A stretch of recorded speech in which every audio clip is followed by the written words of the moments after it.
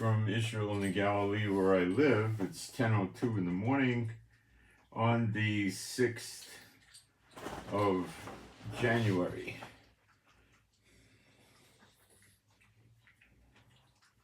The rabbis, with their grossly incorrect calendar, are calling this, I think, year 5784. Very, very weird. They lose about 250 years. They're just, you can't pay attention to them and their calendars and all that. The Talmud stuff is all ridiculous. Okay, so what we're going to do today is several things. I'm going to go through Israel's current wars that are going on now, which to some limited extent at the current time is Iraq and Syria, and to a slightly more limited extent, I'm not more limited, greater than what's going on with Iraq and Syria is the Houthis. They took out 2 ships in the Indian Ocean very recently that they said were flagged or tied to Israel. It was quite far from Iran, and the suspected 2,000 kilometers, I think, and the suspected reality of this would be that Iran had civilian-looking ships that launched drones and directed them from the ship. So that's not in the Red Sea now. That's someplace else, which is going to get India, the nation, peeved because it's in their area, so to speak, and they're not happy. They just sent a warship with commandos to go to the Houthis and do a raid of some sort and get some ship back that they commandeered or pirated, whatever you want to call it. And then we have the Lebanon war that early this morning escalated. Almost 30 missiles came into Israel near the border, but we have about 95% of the border evacuated. But the troops are there. And we have Hamas, which is still managing sporadic, occasional rocket launches.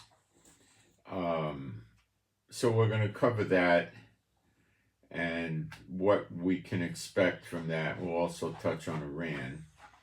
And ISIS has been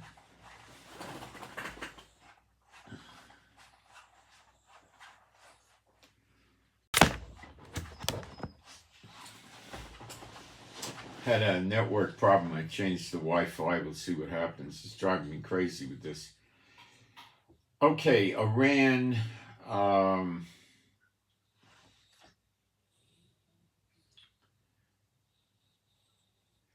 has flown the red flag of revenge. We'll see what they're up to, which right now is not heavily conclusive. And we'll go from there. And then I'm going to touch on the Jubilee year, give you my final conclusions, and then we'll talk about Bible prophecy and stuff like that. So let's do our praise, being a Bible-believing site. There is no God like Jehovah. There is no God like Jehovah. There is no God like Jehovah. There is no God like Jehovah. There is no God like Jehovah. There is no God like Jehovah. There is no God like Jehovah. There is no Messiah like Yeshua. There is no Messiah like Yeshua. There is no Messiah like Yeshua. There is no Messiah like Yeshua. There is no Messiah like Yeshua. There is no Messiah like Yeshua. There is no Messiah like Yeshua. Okay, so now I need to go into the live stream, make sure everything's working right, and do a little housekeeping. And pray we don't get driven crazy with the Wi-Fi networks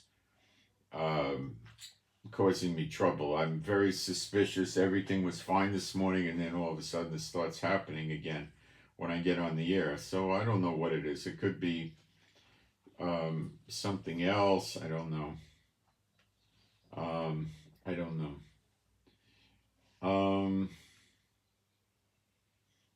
So this is going to take not a lot of time, brief period of time, very brief. And I'll get in there and make sure we got sound and picture. We have sound and picture. And let me do a little whoops, what did I do here? Okay, let's do a little housekeeping.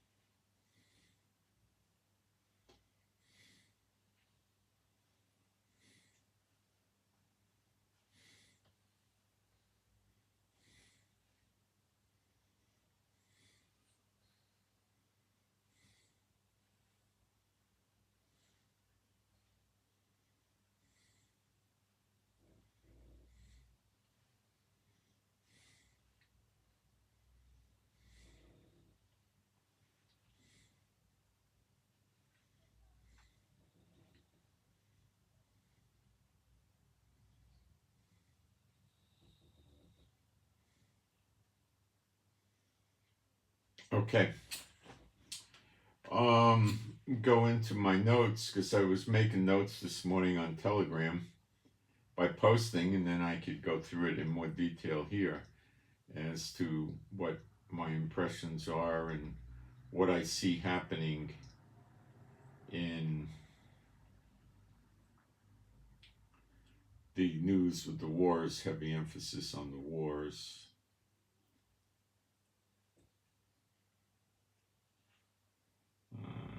Getting ready. Okay.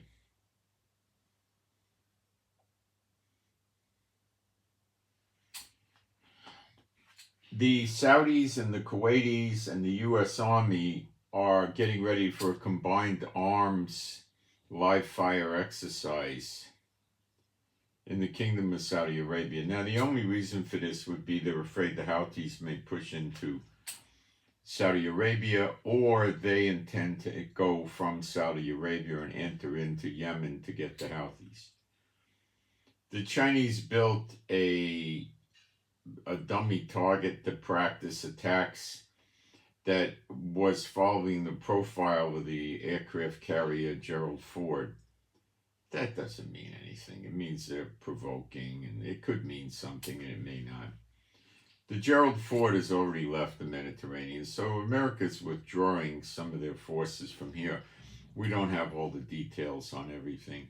In the Arab countries occupying Greater Israel, they have about 58,000 American troops protecting these countries squatting on Israeli soil that God gave us. So what do you think about that? You ever think about it? Huh? You should. Do you ever think that... This is some soup I'm eating to warm up because I was sitting outside. Is America there to protect them? Is America there to protect them from Israel? Satan, having some knowledge of end times, is afraid that the way the current events cookie may crumble, let's use that phrase, although it's not biblical, they may move in.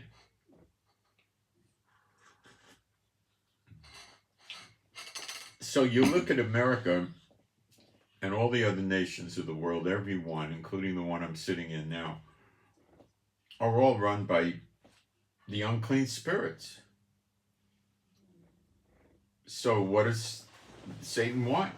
He wants to stay out of the pit. He doesn't want Israel restored. Okay? Doesn't want Israel getting the land back. All right?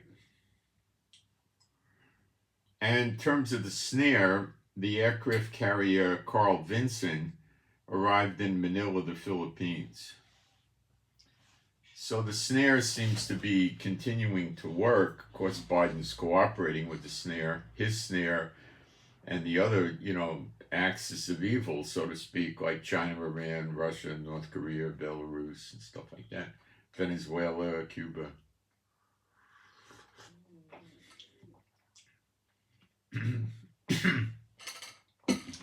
So China poses threats to the Philippines without attacking it. And Biden keeps sending more American assets over there.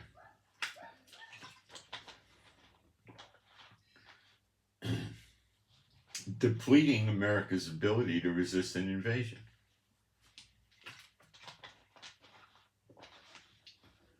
Just like giving a lot of their spare weapon supplies to Ukraine. And to some extent Israel. It's justifiable in the media and to the public because they don't understand what's going on.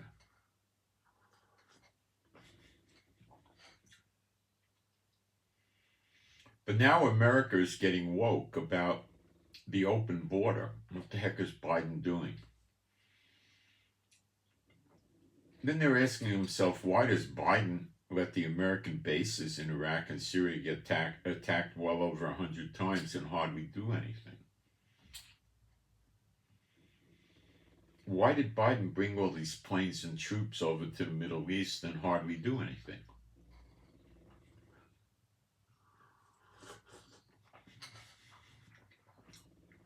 Is Biden really, under the direction of the unclean spirits, which he is, trying to protect the countries comprising Greater Israel that really belong to Israel from reverting back to Israel?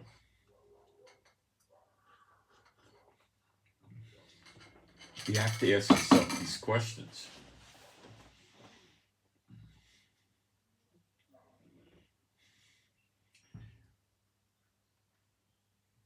Iran got a new, what they're calling a warship. These are usually converted civilian vessels, and they put 100 missile launchers on the thing. It may not have 100 missile launchers, maybe it's got half that or something. A very large amount, and these are not big, serious missiles, they're small missiles. So they're probably short range, and the idea would be if America or some other big power had naval ships in the Persian Gulf threatening them, or maybe the Red Sea or the Indian Ocean or the Sea of Oman.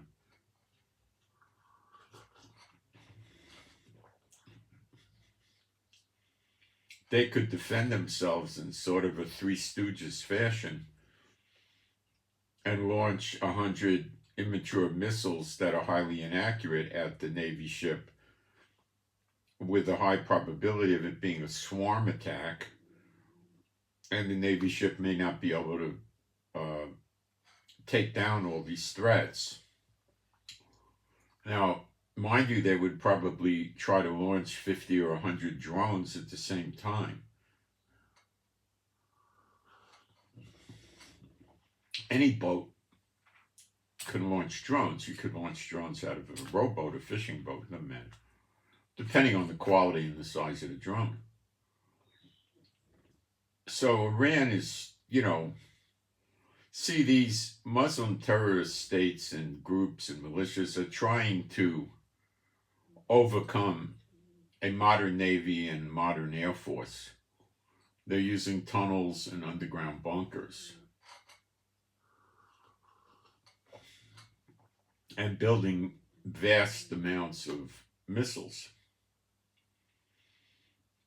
that are not guided. Normally they're just, immature missiles, potluck missiles. And this is a real problem because America, UK, Germany, and these countries have not adapted very well, in my opinion, to this type of warfare. And it could be effective.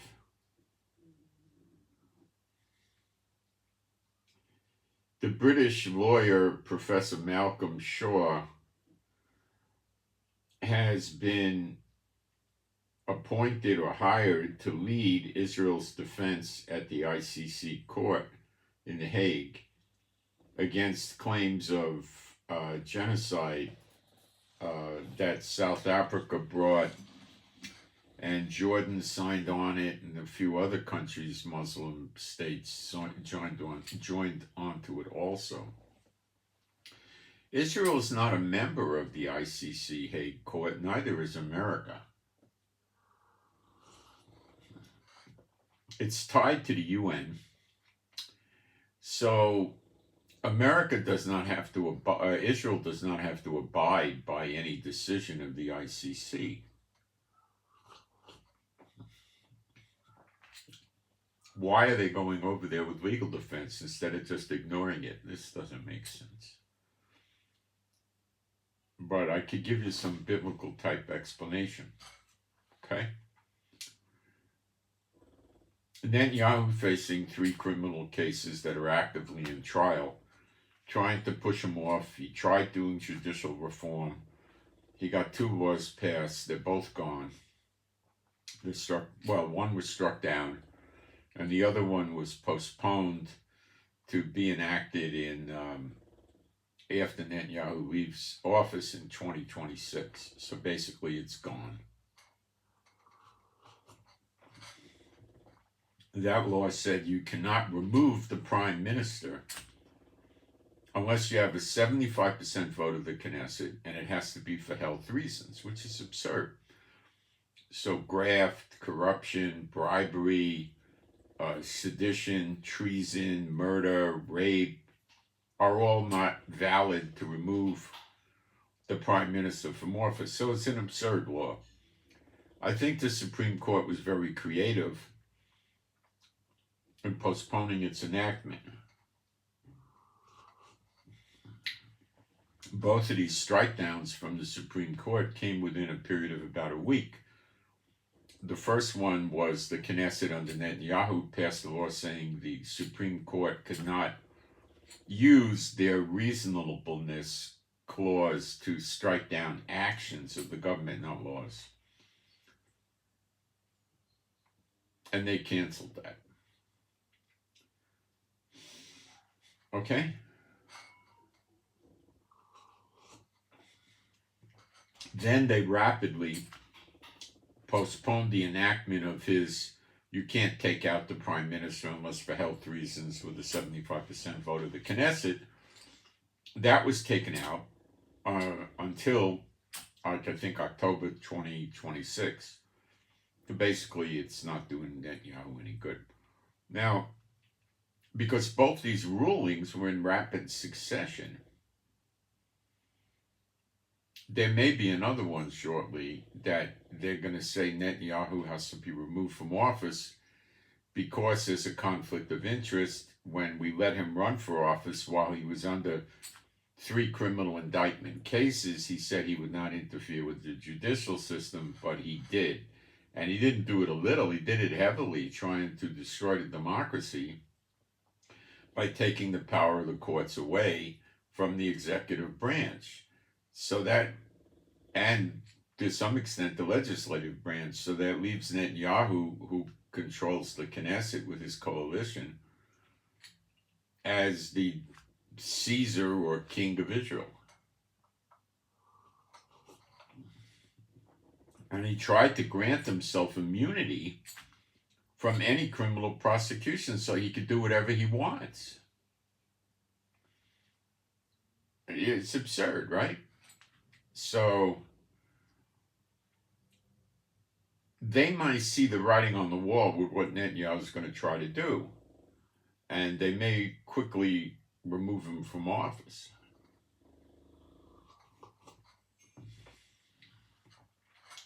Biden has finished, in my book, has finished with Netanyahu. He can't work with Netanyahu. Although they contrived this October 7th as cohorts, I'm sure, in my opinion, he promises Biden something. He promises his coalition partners something. He promises the people of Israel something, and they're all inconsistent with each other, especially what he tells the people and what he tells Biden. So he tells Biden one thing, okay, I'll do this, and then he goes and does something else because he's afraid that the people will remove him from office by a vote of no confidence. Some of his coalition partners leave. We're not with Netanyahu anymore. And then they call for a vote of no confidence, and they vote, and Netanyahu has to come up with 61 votes out of 120, and if he can't, then they hold a new election, which normally has a 90-day lapse. But because of the wars and things like that, they, I believe, have a different provision they could use if they want to, and that after Netanyahu's out of the coalition, the president of Israel, who's independently elected away from Netanyahu and not appointed by Netanyahu, would take control and ask the Knesset if anybody else can raise a coalition of 61 votes and perhaps give them up to 2 weeks to do so.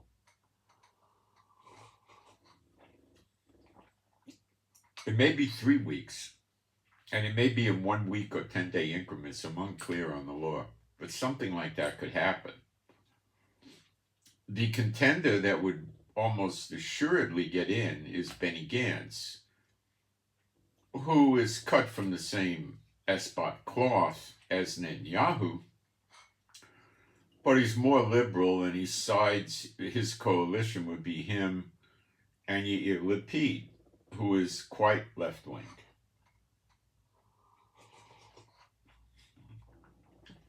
Yair Lapid is nothing to write home about. He was a TV announcer, for crying out loud, and went into politics.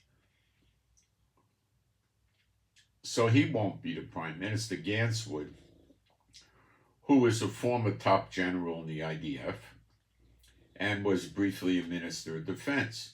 Now, while Netanyahu was in the IDF, he was in for 2 or 3 years, and that's it. Yes, he was a commando and all that, but he was only in for 3 years. So he doesn't understand running militaries the way Gantz does, who's a career general.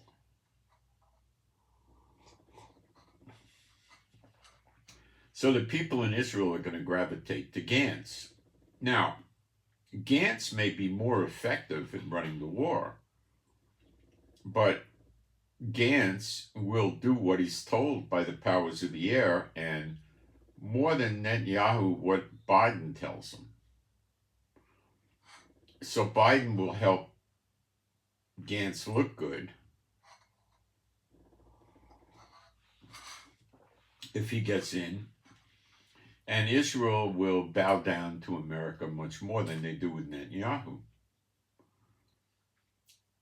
This is not going to be any great thing for Israel. It will be different, but it's still going to stink. And it's going to just stink in different directions and methods and stuff like that. So, before all these wars started many months ago, I told you Netanyahu, I said it many times, would destroy Israel before he goes to jail.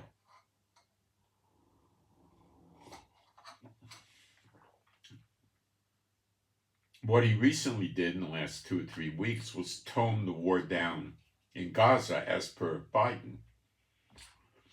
And Biden wants him to tone it down even more. He sent troops home, and Biden wants just targeted surgical strikes. In the middle of this, one of Netanyahu's coalition partners, Bezalel Smotrich, is the finance minister, and he will not give any of the tax revenue collected by Israel for the Palestinian Authority. He will not turn the money over to them. He refuses, because they back what's called a slave for pay program, where the Palestinian Authority head, Mahmoud Abbas, who's 88 years old and just recently had to go to the hospital. We're not sure what exactly was wrong. But he gives the families of terrorists in jail a stipend of a little over $1,000 US a month, which is a lot of money in Gaza, for as long as their relative is in jail. It applies to the immediate family. And if the terrorist gets killed, he gives them that slightly over $1,000 a month for perpetuity.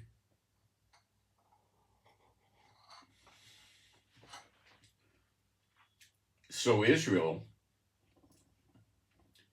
is not giving him the tax revenue in the hope of, meaning he cannot continue with the slave for pay program. This happened a few months ago also. And Blinken came over here and gave Mahmoud Abbas through the UNWRA $50 million. The EU gave him $200 million, and some other countries gave him, 20, 40, 50 million. So he gets plenty of money.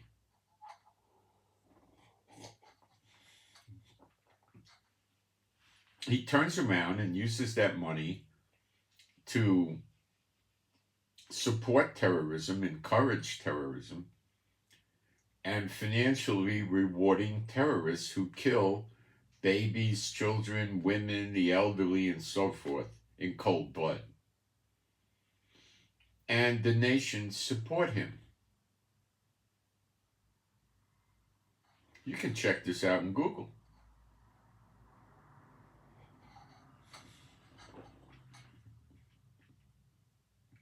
So how can I believe that America is here in the Middle East to bolster and help Israel? Is a gross inconsistency. They're here for their own purposes. They're using Israel, Biden is using Israel to work his snare on America. Now, God has his own snare. That's in Jeremiah 50, verse 24. But Biden has his snare. And his snare is to bring a lot of American military forces over here, get them embedded in the Middle East, and thus weaken their home defenses in the event of an invasion. Consistent with the open border policy, where there are as many as 7 million of these migrants that come in, they cross illegally and then declare a request for asylum, and they're given court dates that are running out to the year 2031. So then they become legal. And a few weeks ago, the ATF, which regulates gun dealers, sent all the gun dealers a notice and said that if these people come in to buy a gun, they're not subject to the criminal records check, so you can sell them a gun.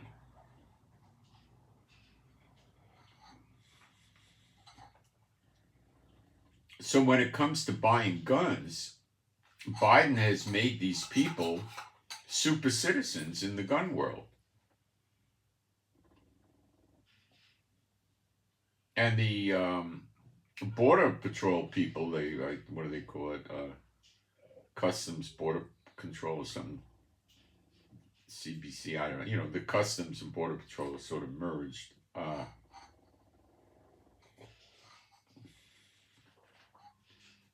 They said there's a backlog in many millions. So, the lowest estimate on the migrants you're ever going to find is 2 million, and that's ridiculously low. And 70% of them are draft age males. Now, that gives you a military force inside America of 1.4 million. But if it's only 4 million, then you've got a military force of 2.8 million, and it goes up from there.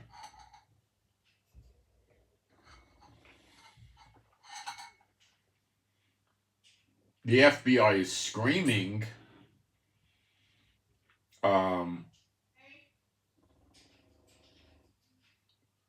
terrorist attacks, all the time.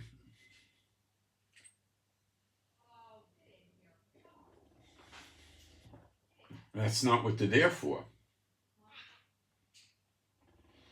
They're organizing protests to make the people think that. But they have no interest in going around to your houses and burning them and shooting them. Where does that get them? What they're there for is to attack the military bases. Thus, Biden is distributing them all through the United States after they come in on buses and trains and even aircraft. They're getting money from the government, they're getting housing from the government, they're getting food stamps and all this stuff, Medicare, I guess, and they're getting on welfare.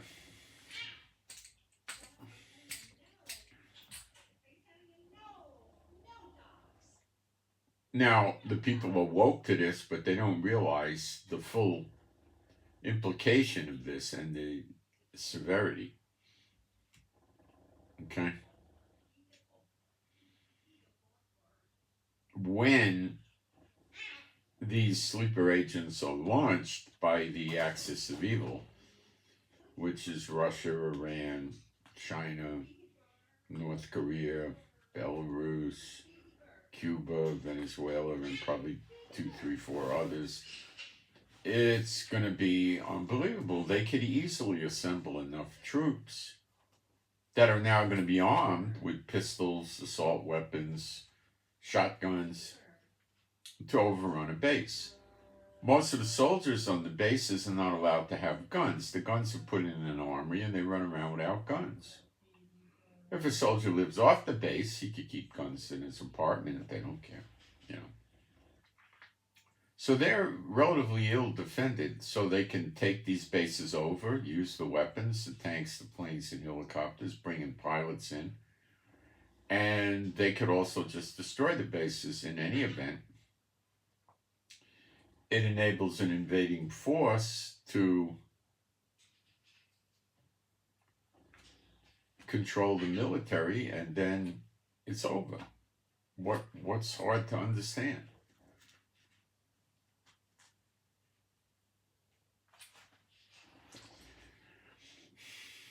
So people are getting woke to Biden, but he's still there, and he's trying to work a snare on Israel, and I believe from scriptures in Jeremiah 50:51 that he will in fact do evil against Israel. And the October 7th thing, of course, you know my position on that. Okay.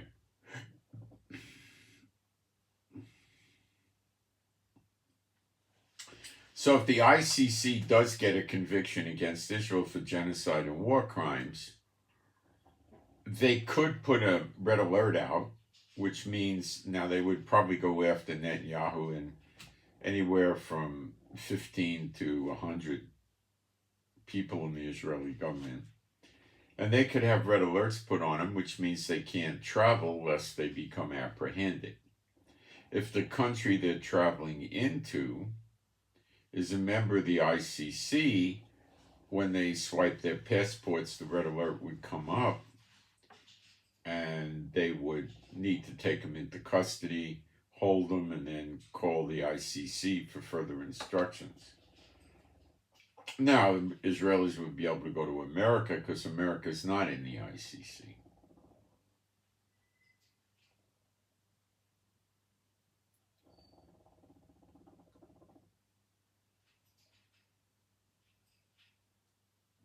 Okay? So this could be the Lord's work, putting a crimp in Netanyahu's plans, because if he's saying, I'm not going to go sit in jail for 16 years and lose all my money and everything like that, that's ridiculous. I'm going to die there. So I'll try judicial reform. Well, that didn't work. Now he knows the jig is up on that. So what's he going to do next? Well, he puts Israel in a state of destruction that there really is no functioning Israel government anymore. So he had to appease Biden regarding Gaza and Hamas, so he did. Sent soldiers home, cut the attacks down, then our casualty rate went up in Gaza because the soldiers would see somebody doing an airstrike, doing a shooting at them with a missile or bullets out of a building or something, and instead of engaging them and flanking them and going all around and attacking them, which is dangerous, you get killed, they would take cover and give the GPS coordinates to an artillery team who would shoot the building or the location with artillery and kill their enemy. or give it to the jets who would fly over and bomb it.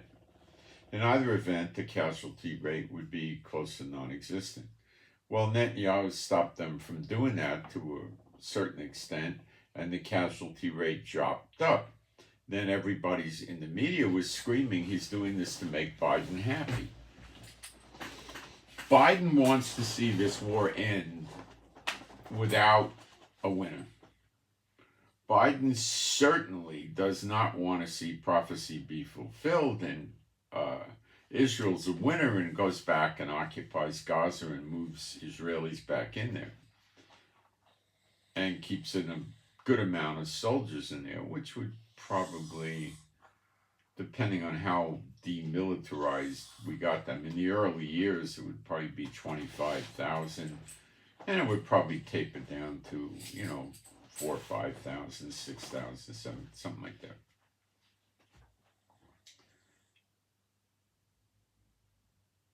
And they would have Israeli border police patrolling in addition to the military. And they might even use Israeli police to go in there also. Shin Bet would have a heavy presence and so forth. So Biden doesn't want to see that. Parts of our government and parts of the people in Israel feel that the only way we're going to be able to stop the war is for us to run Gaza and basically take it over and occupy it. The Americans, of all the sick Oswald type things in the world, want to have Mahmoud Abbas, the founder of the Slave for Pay program, run Gaza, and he doesn't seem to want that. I think he's afraid Hamas will tell him what to do, and if he doesn't listen, they'll kill him, and they could kill him.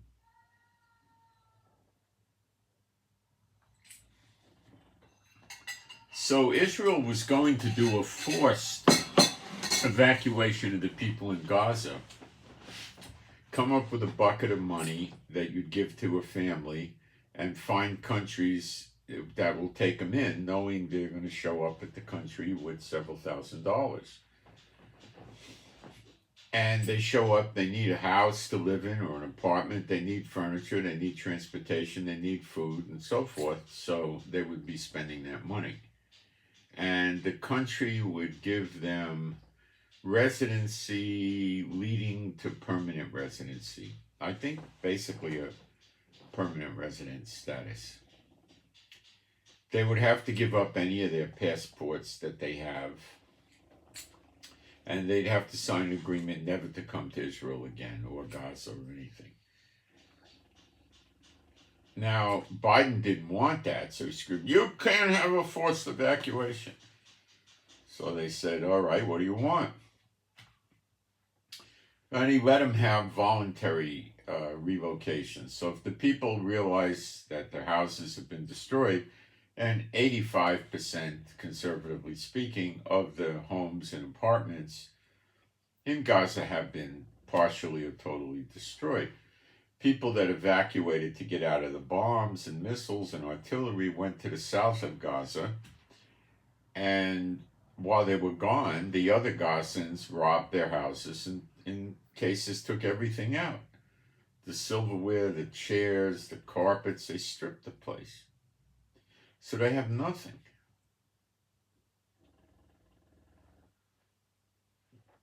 So Israel has been in contact with several countries in Africa that are agreeing to this. So I expect Israel, depending on the size of the family, would give them between $5,000 and $10,000 per family, and buy them a plane ticket on a charter plane, probably, and take them and fly them into the Congo or Ghana or wherever they're sending them. Okay? And they would immigrate in there. The country wouldn't give them a passport for quite a while, and like many years, and they would have money to get by, probably for a year. Give him a chance to get acclimated and stuff. No, I don't know. They might give him $15,000 or $25,000. But we had a politician work this plan out before, and he said it's cheaper. Every time we fire an Iron Dome, it's $100,000. We normally fire 2 at a time. It's $200,000 to take out a junky drone or something like this. You know, it's stupid. So he felt we'd be ahead of the deal because it's an end game. Plus, it's, you know, they don't belong in Israel biblically because they're worshiping different gods and they're building graven images to them, and they have their temples, their house of worship, and, you know, so they're, plus it's obvious they have no intention of living in peace by us. So the idea is to dump them and get them out.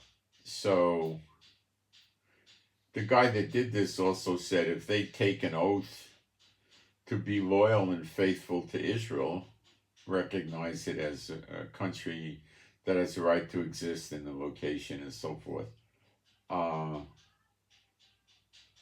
that they could stay in Israel and they would be watched very closely for about 5 years. And if we had no trouble with them at the 5th year, they would be given permanent residency, citizenship, probably a permanent residency, something like that. But he's long gone. Netanyahu destroyed him politically.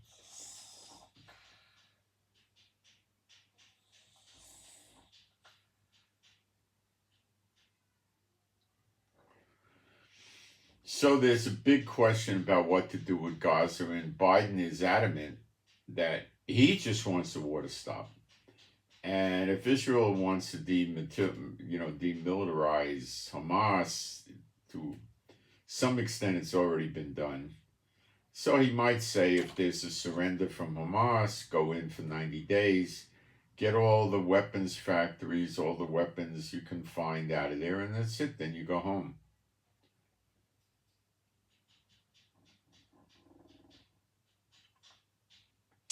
Hamas gets to stay in Gaza. They would immediately receive probably hundreds of millions of dollars, and they would start rebuilding their bomb-making factories, missile launchers, missiles, shoulder-fired missiles, rifles, improvised explosive devices, grenades, bombs, whatever, right? And I don't know how long it would take them till they attacked Israel again, probably 3 to 6 months. So what's Biden doing? He's trying to get rid of us. What do you think he's doing? What do you think he's doing? Come on. So,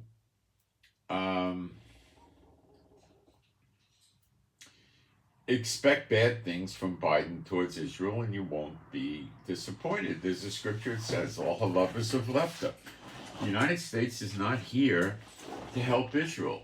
What do you think he's going to do? Come out and say, God gave you all this land in Genesis 15 by covenant, and we're afraid of Jehovah, so we're going to help you get that land back? You've got to be kidding me. You got to be kidding me. No country in the UN ever did that. Let's go on with the news. So the ICC court, if it rules against Netanyahu, it may crimp his plans in that if he opens Israel's doors to some destruction, he can't go banish himself to some other country so easily now because of the red alert. Most of the countries aren't going to want to touch him with he's like a hot potato. They don't want to go near him now. Even now, even though the case isn't finalized, they don't want to go near him. So God could have put Netanyahu in this position to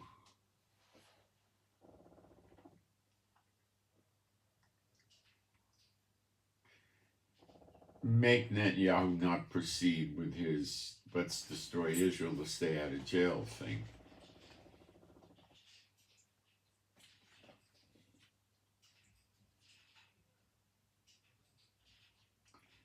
If the ICC does move and find the violation of law, the countries that took it to the ICC, which Israel government people would just ignore them. They'd say, we're not in the ICC. We're not going to go turn ourselves into jail, go fly a kite.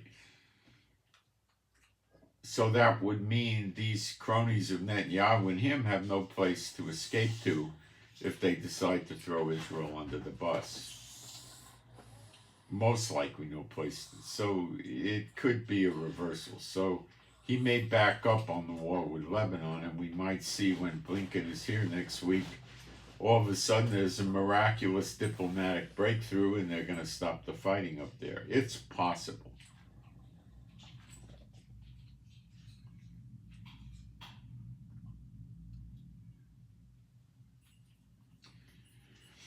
This is completely unconfirmed news, so it can be fake news. The source I'm not going to name, but some of you will know it, and he very frequently posts fictitious news. He probably believes it's real at the time, but it's never happened. He said that 2 ships were attacked in the Indian Ocean by Iran. So I told you that. So I don't know yet if it's true. We'll have to wait and see. Time will tell. We should have a lot of reports about that by tonight if it's true.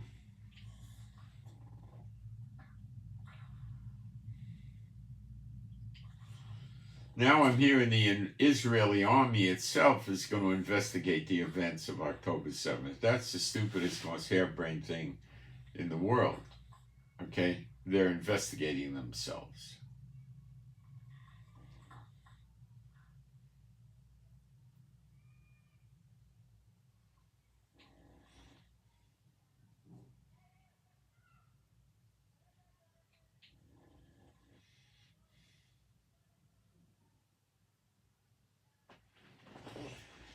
The Supreme Court has an opportunity to investigate the October 7th events because a bunch of the victims of October 7th filed a 200 million shekel lawsuit in the courts against the government and the army of Israel. So they essentially would ask the court for subpoena power to get records and documents, which the government wouldn't want to release, and there'd be a fight. And that's going to take months, but it's just an interesting development. That could give the Supreme Court opportunity to investigate themselves for what happened.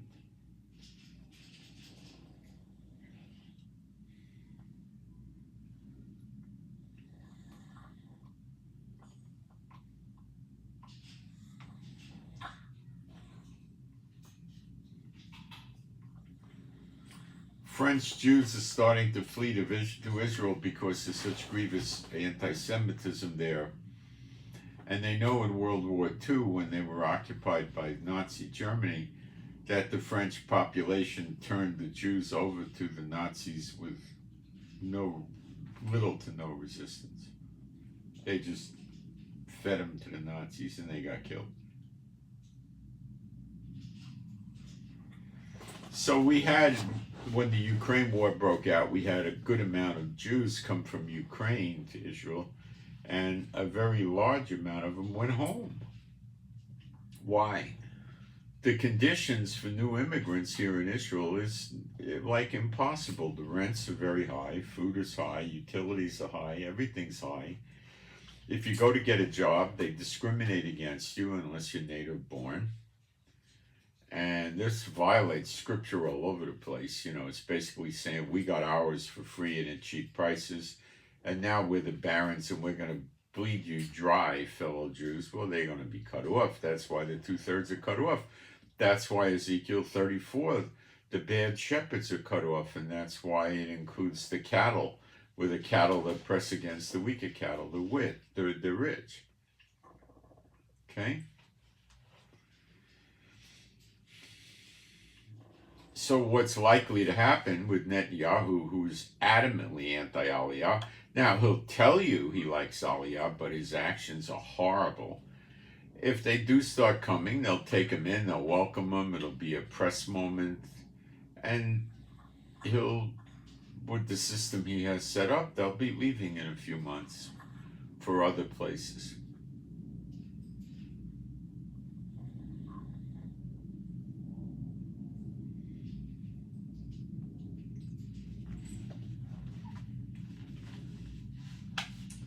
So I think that's all that's going to happen there. Now, what that's going to depend on is what Jehovah wants and Jehovah's timing.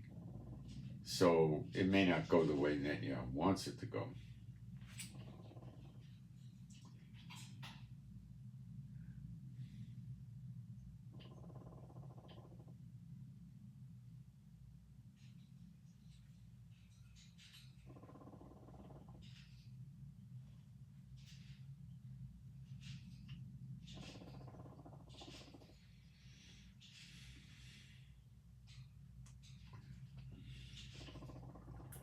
The shipping giant Maersk, M-A-E-R-S-K, said they're not going to be sending any of their maritime vessels, like container ships, tankers, and so forth, through the Red Sea for the foreseeable future.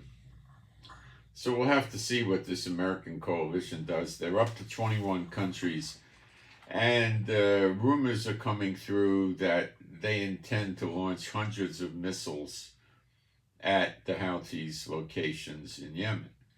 Well, I mean, if you're talking, 6, 7, 800 missiles, the Houthis may rethink their actions.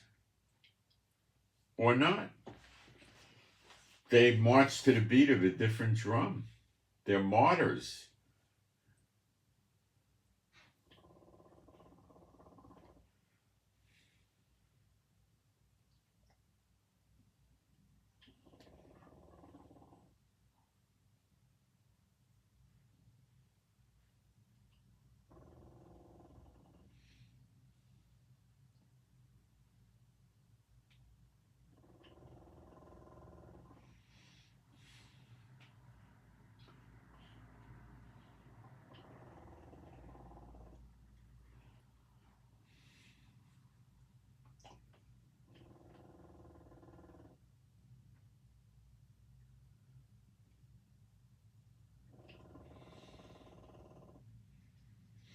There's not one government anywhere in the world that's ever come out and say, we want Israel to have all the land. Father God Jehovah promised them, we fear God, we fear Jehovah, and we don't want his wrath, so yeah, go take the land. We'll help you run the squatters off the land. Not one country.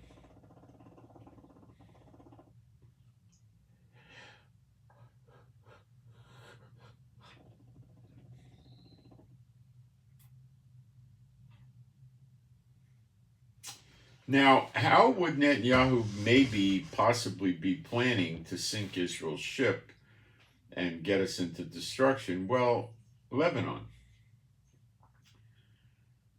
Now, let's analyze this in a way we can understand. There's lots of tanks, mobile artillery, and troops at the border. So what did they do today? A few hours ago, they launched, it's not almost 30, it's almost 40 missiles at our troops. So let's say they launch 2,800 missiles and rockets at our troops. What happens?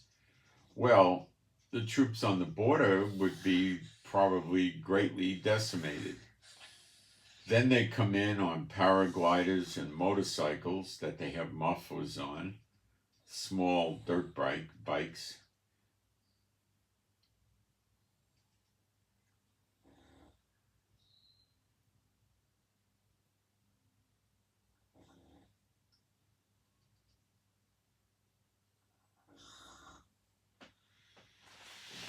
And they conduct an October 7th massacre in Israel that will freak the Israeli people out and probably cause a lot of Israeli people to leave. But I don't believe God's going to do that or let it happen.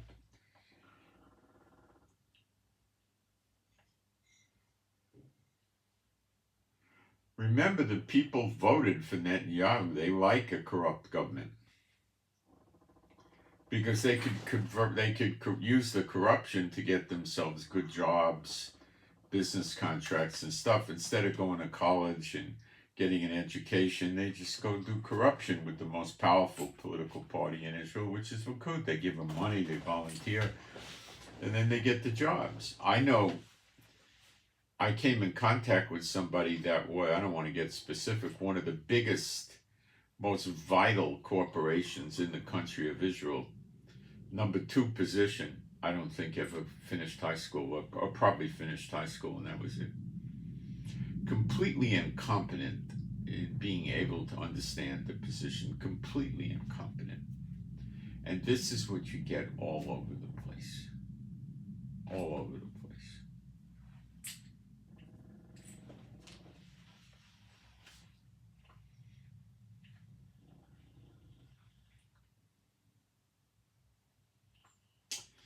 Now, before the daughter of Babylon gets destroyed, remember that it's going to the Lord will most likely but based on scriptures, let their iniquity rise to the fullest level of evil. And that will be trying to thwart Jehovah's plans for Israel and not having any fear of Jehovah and going against Jehovah. And that would be the doing evil against Israel in Jeremiah 50:51. And you could expect that to happen. Although October 7th happened, I think there's more to come. And then the daughter of Babylon gets it.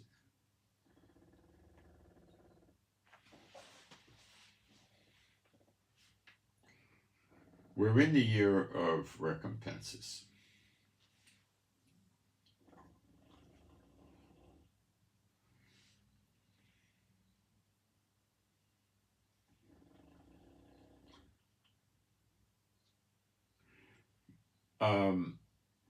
This morning's attack, they said, was 62 rockets and missiles.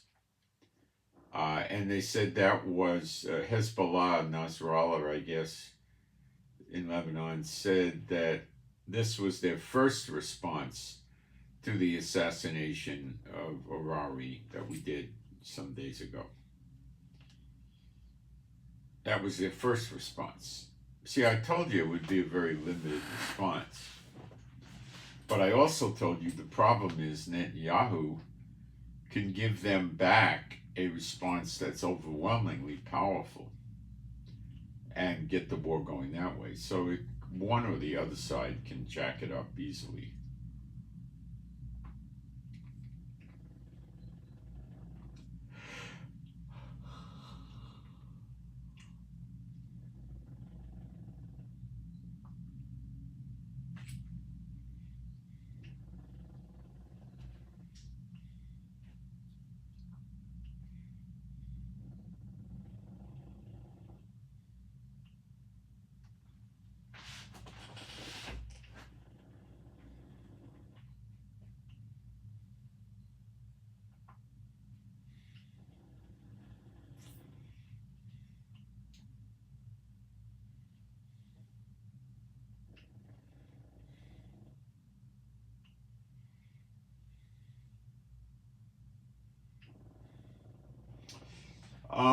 British maritime security company Embry, E-M-B-R-Y, reports that there was a security incident in Egypt at Ab al-Manda.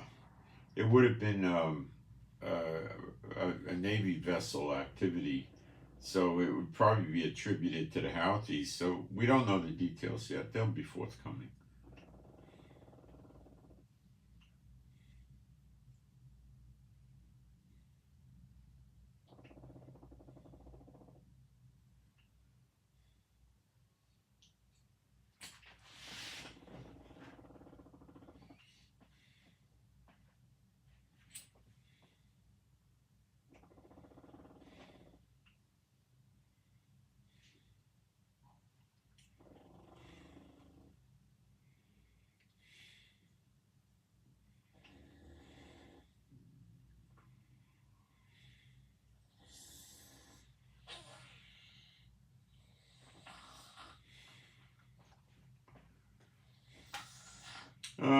The UAE did something about taking action against 84 defendants, mostly in Muslim Brotherhood.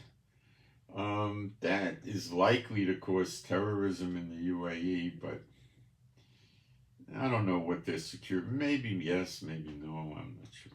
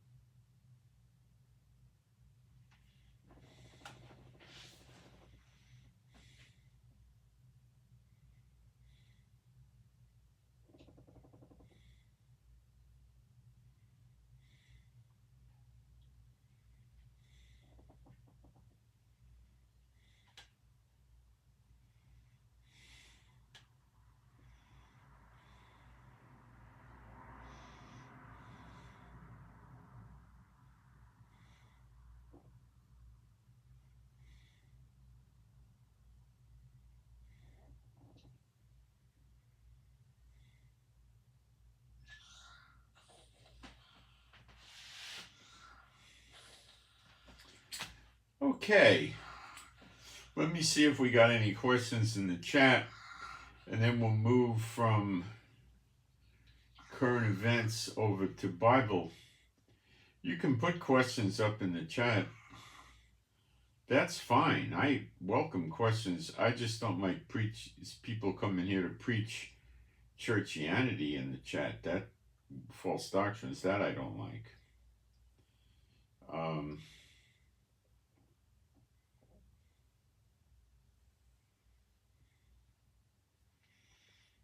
That's what I'm not fond of. Okay. Because I have to be responsible for that. I'm running the thing, So I'm going to take a fast break and make myself a cup of coffee. And I have a turbo water boiler. It's instant coffee. It comes from Germany. And it boils water very fast. So I'll be right back, not long. And I need a cup of coffee, and then we'll get into what my conclusions were on Jubilee year and other things. Okay. I shall return.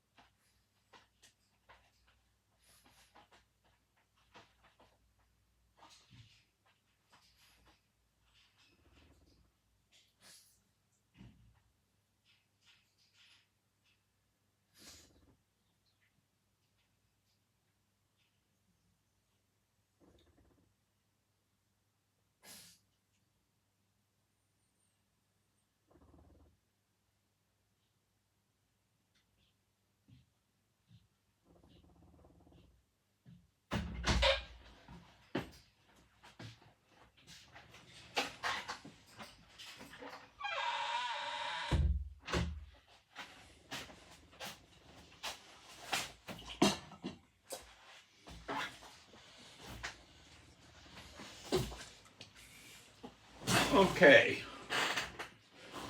So now we're going to deal with the Jubilee year and to a lesser extent the Shemitah years.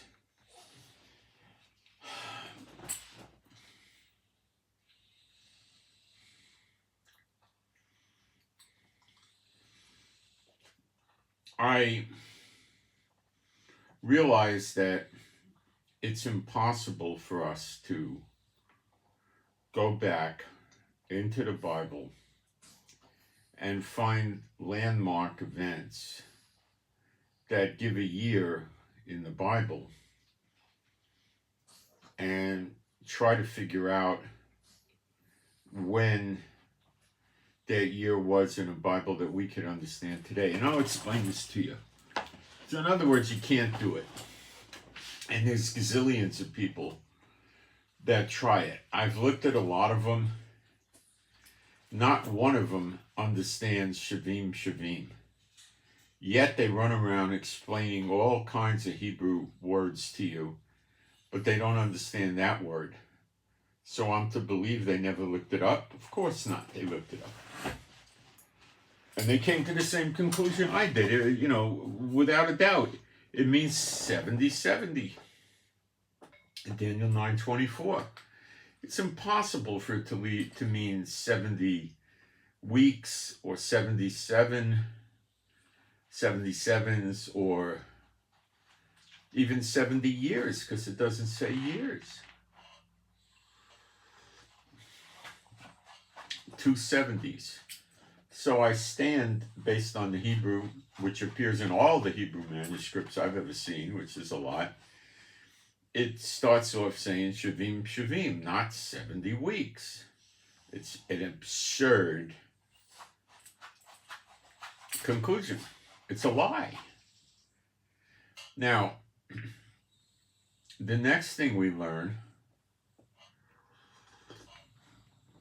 is that these 70s are not specified what they are. So, since Daniel was in the captivity of Babylon, and that was one of the 70s we see in the Bible,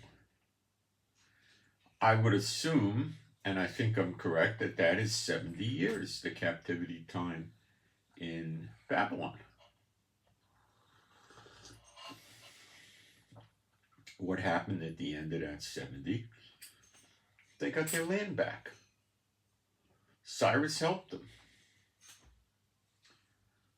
And the guy that followed Cyrus saw Cyrus's degree and helped them. They got money, safe passage, temple artifacts, and they went back. And then Zerubbabel was building the temple, which he actually did complete. And that was Temple 2. Solomon's, which was destroyed, was Temple 1. Temple 2 was Zerubbabel's. Temple 3 was Herod's. And this is all in the Bible.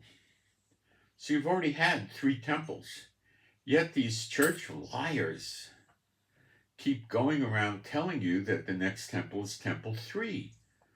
See, the people that listen to them are not the elect.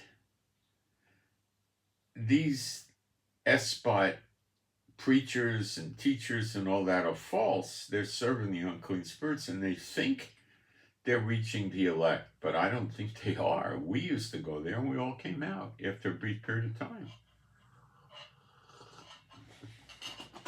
How can they still be there? I don't know.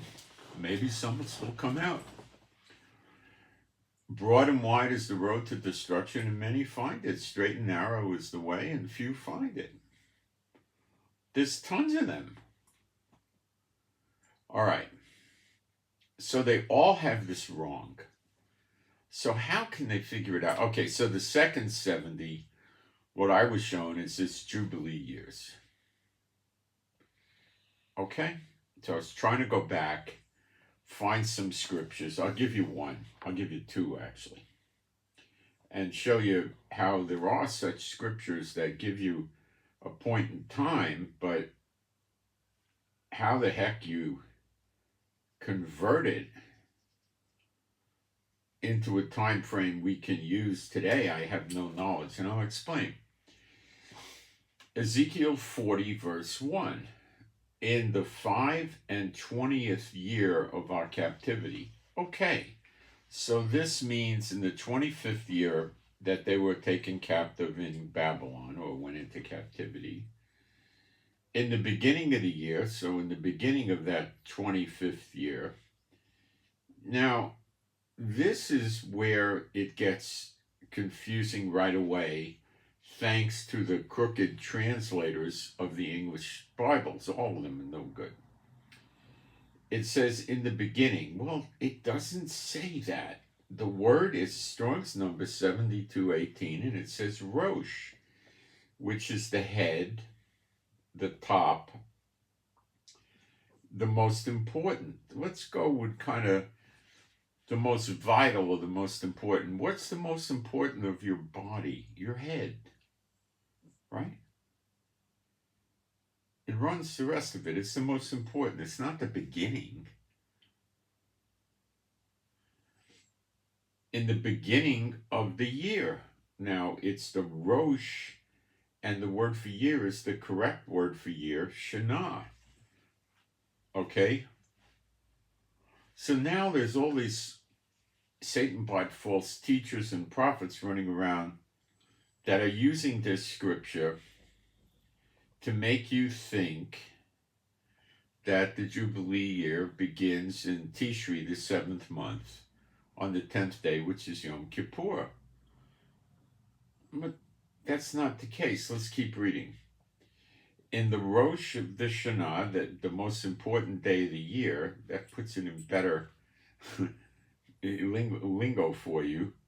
In the 10th day of the month, in the 14th year after the city was smitten, in the selfsame day, the hand of the Lord was upon me and brought me into. Okay, so you could go back and study the captivity, and you could go back and study when the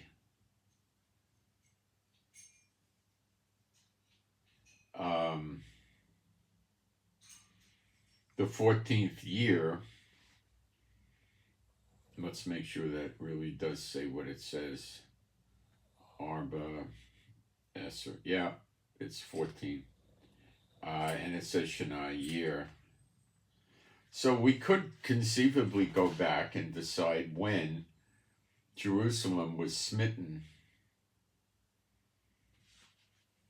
by Babylonians. You see, a lot of them went into the captivity on their own because the Lord said, just go there, you'll be okay and all that. So they just went. So they were there 25 years. They were there 9 years. The difference between, 11 years. The difference between 25 and 14 years. They were there before the place got. So they were there 11 years before Jerusalem got destroyed.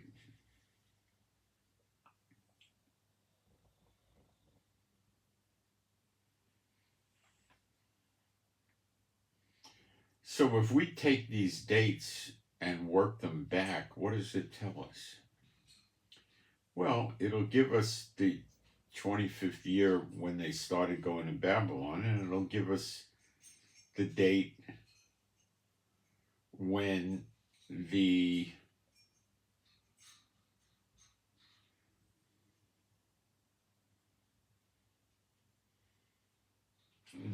Jerusalem was destroyed. And then it goes on to say, in the visions of God, he brought me into the land of Israel and set me upon. So what are you going to learn from this? You're not going to learn anything about a Jubilee year that I could see. Can you see it? See, the twisting here is to make you think that when it says in the beginning of the year, it's the most important day of the year, which is Yom Kippur. It's the 10th day of the month. That's when it happened. This vision happened. it's not going to help you understand Jubilee, or I don't see how. Now we have to take this and go back into the history books, and we're going to find conflicts. We'll see what Josephus says. We'll see what Edersheim says.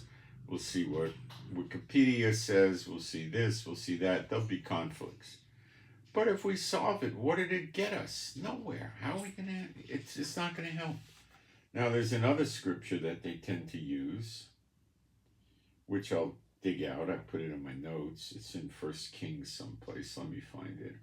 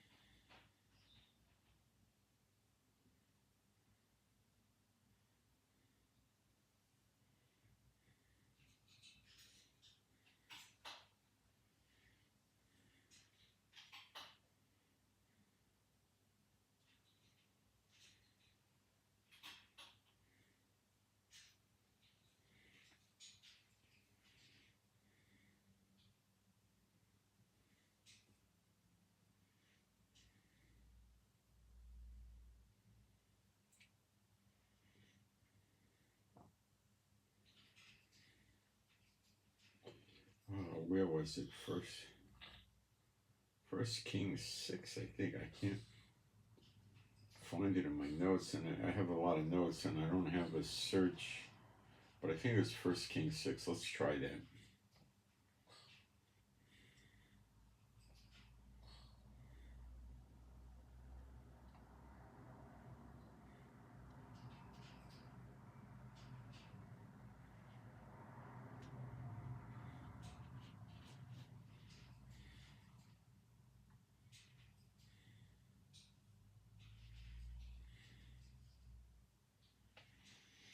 Yeah, I think this is it. 1 Kings 6:1. And it came to pass in the 480th year after the children of Israel were come out of the land of Egypt, in the 4th year of Solomon's reign over Israel, in the month of Ziv, that's the second month, which is the second month, that he began to build the house of the Lord. So are we going to make an assumption that because he started to build the house of the Lord, it was the beginning of Jubilee year? Is there anything in the scriptures that says that?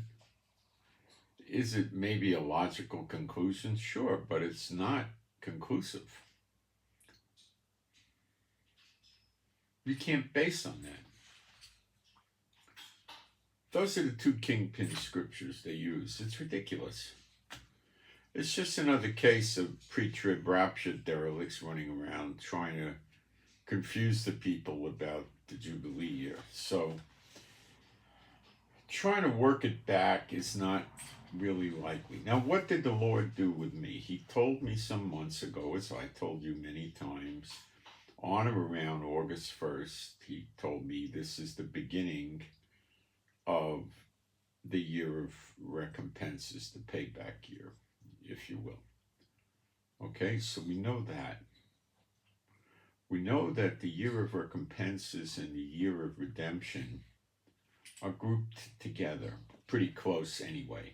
So you're not going to have one and then 12 years later have another. That's not going to happen. Could they both occur in the same year with an overlap? Yes. And that's what I believe the Lord showed me. And how does that come to pass?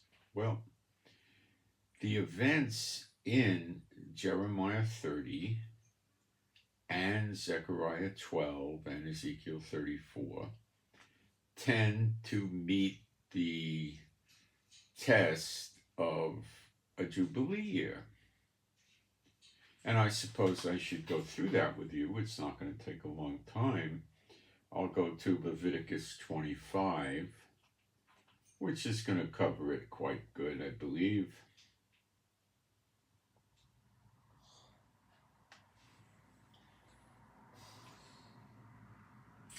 And the Lord spake unto Moses in Mount Sinai, saying, the other one that they use, I'm sorry, they have a scripture that says, when the Lord told, it might be right here. It's right here.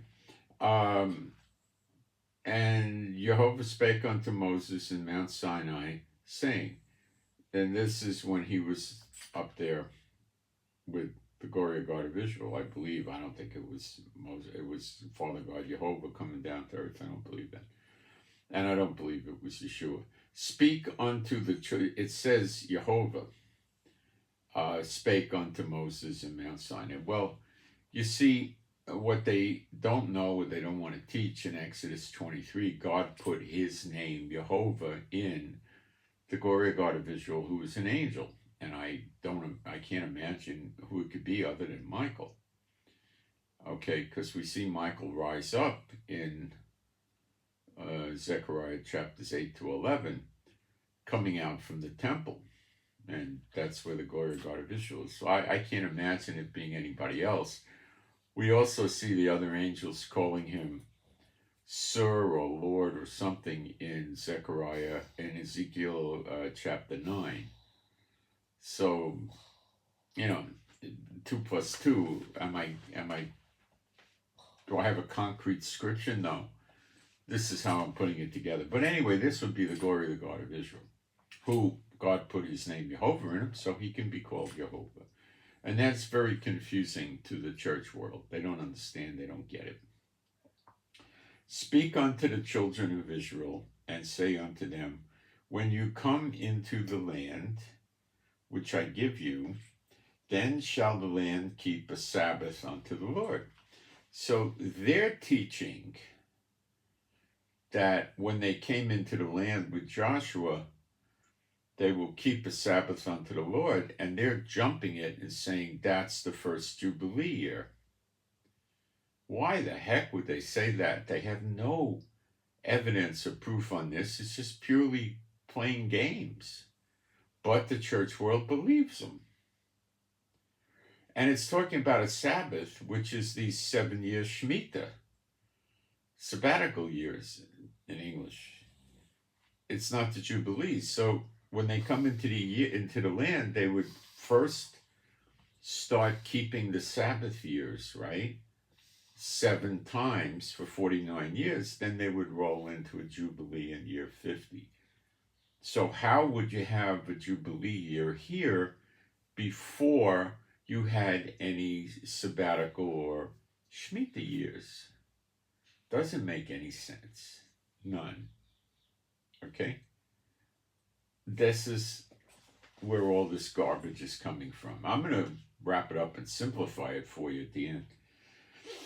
6 years thou shalt sow thy field, and 6 years thou shalt prune thy vineyard, and gather in the fruit thereof.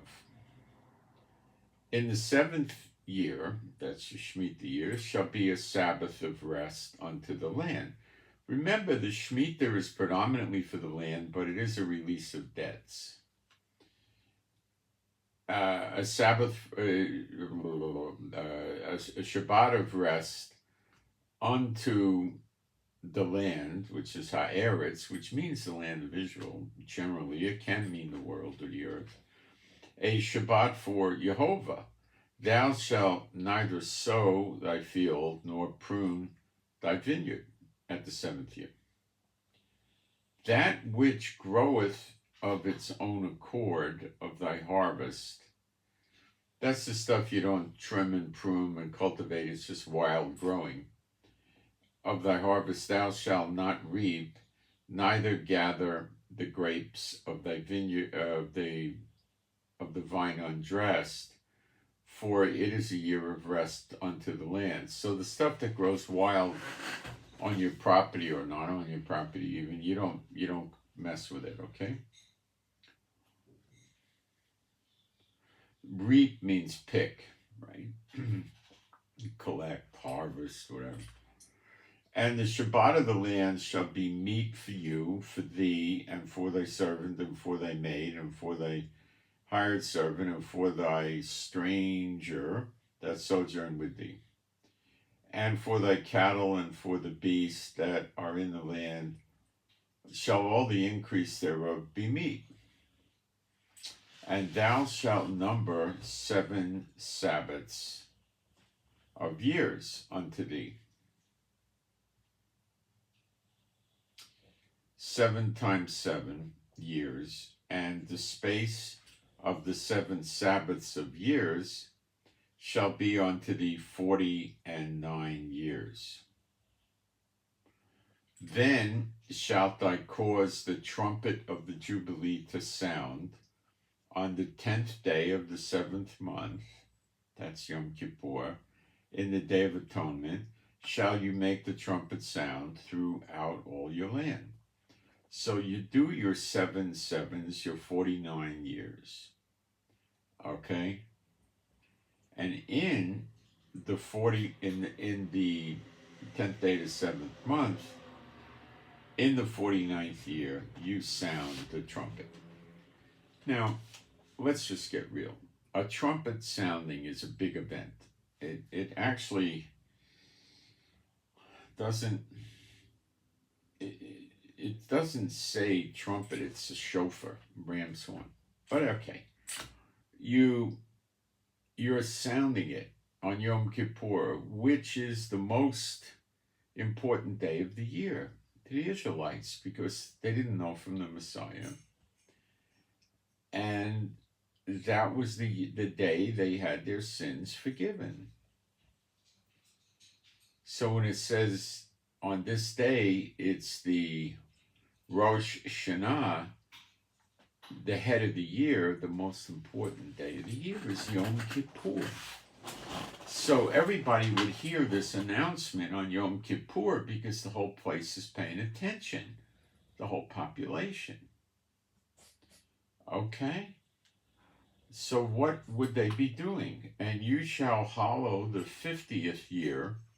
So how could that be the 49th year? It can't. So it can't start in the 7th month. Okay? So what it's saying is hallow the 50th year and proclaim liberty throughout the land unto all the inhabitants thereof. So what would the liberty be here? Let's look up liberty, 1865.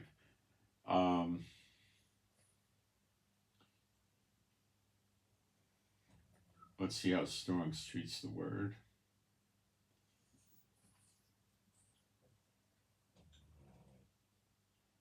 Move rapidly, freedom, spontaneity, outflow.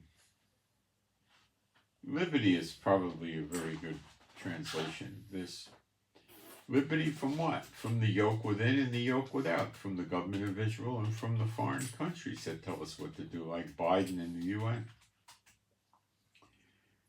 So when you have Ezekiel 34 and the bad shepherds are cut off, that squeeze us dry, that milk us to the bone, that rip us off all the time, well, you're free of them. That's what liberty means.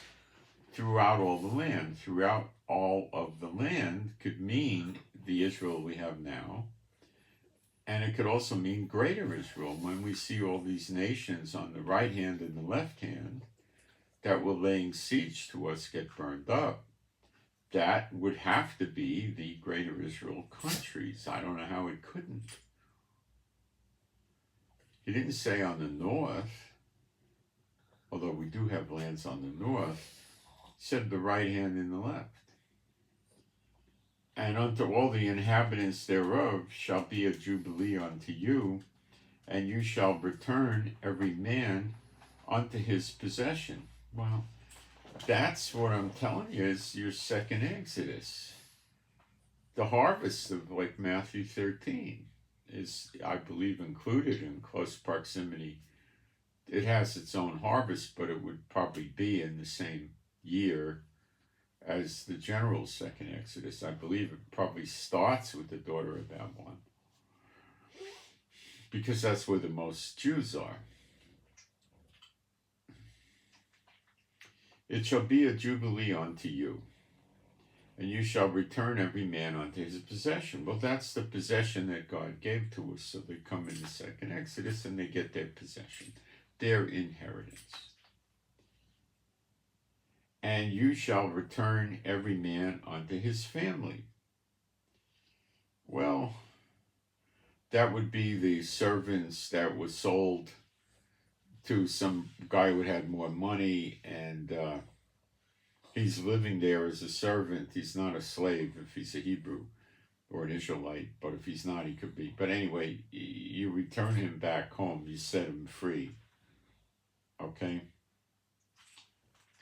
This could have something to do with the dry bone, Malachi 3, where Elijah turns the hearts of the fathers to the sons and the sons to the father, because the dry bones come out from the dry place, resurrected to life. They come to Israel, it says so, and now they're returned to their family because they're meeting the descendants of them for the first time, and the descendants of them are meeting their ancestors for the first time, and the families that come out of the pit will group together.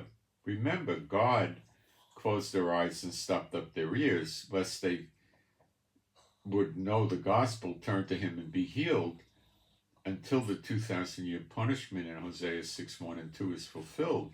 And how could you have the year of recompenses and that punishment going on at the same time? It's very hard to understand that. It's a transitory period we're in right now. But you're seeing the recompenses heavy on Gaza, on Hamas, and on the terrorists that are in Israel. A jubilee shall that 50th year be unto you. You shall not sow, so they don't plant, neither reap, they don't pick, that which groweth of itself in it, nor gather the grapes in it of the vine unpressed. For it is the Jubilee, it shall be holy unto you. You shall eat the increase thereof out of the field. Now, this is the problem we would have, because what increase of the field is there that's being stored up? Now, my wife thinks, and she watches the agriculture like a hawk, we're in a Shemitah year now. She knows another guy who tries to call these things, and I don't think he's at all accurate, but he wound up with the Shemitah year too for this year. The year would close on the 1st of Abib, which would be late February, early March. So how the heck can they be right? Well, they are, but nobody's storing up the food from the 6th year to feed us. But there's other issues too. A lot of the people that harvest and work the land are not able to do so this year because they've been called up into the military. So a lot of crops are just laying there, but they're not being preserved. They're going bad, as far as I know. And of course, they're also not planting, but it's not in the fullness.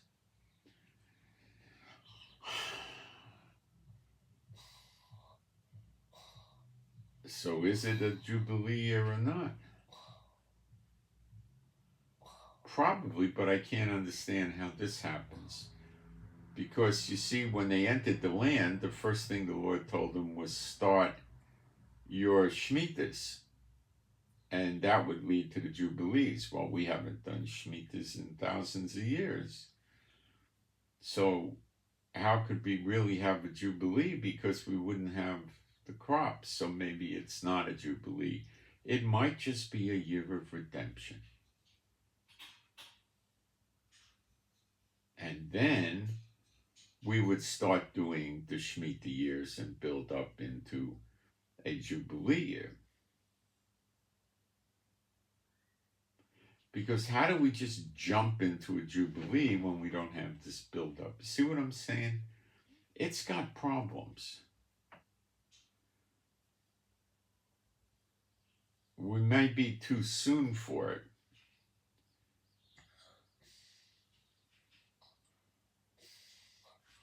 I'll explain that to you. I'm going to take a fast break.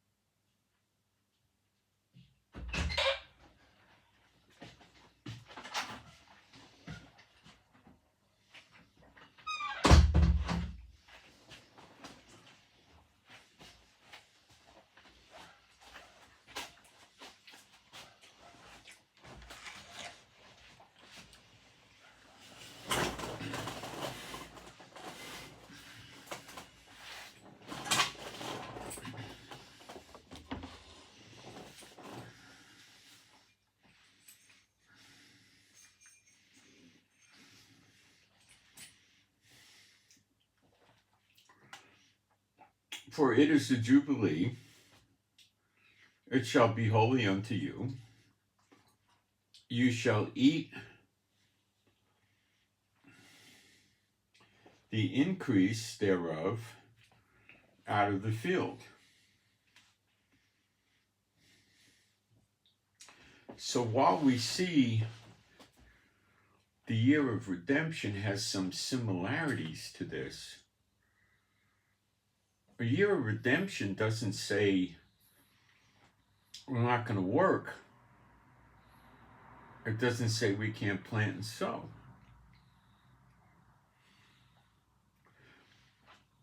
When Moses entered the land, well, Joshua, well, he told Moses, so say Moses, but he didn't enter the land, but he was told.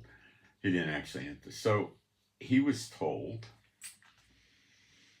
yeah, when you enter the land, you start keeping the Sabbaths to the land, the Shemitahs, and then you get your Jubilee.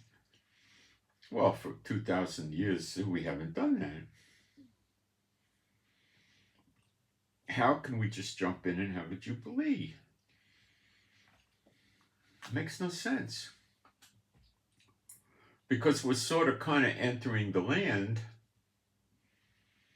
when the nation is being born again in a day and we get more of our land back. It's sort of like in the same genre as that, not exact. But the principle that's being conveyed to us is you start with the Shemitahs to the land, and then when you're obedient, you'll have your Jubilee. which is a double rest year. It's like a double portion. Okay? It's to say double portion is confusing. It's a double year where you don't work.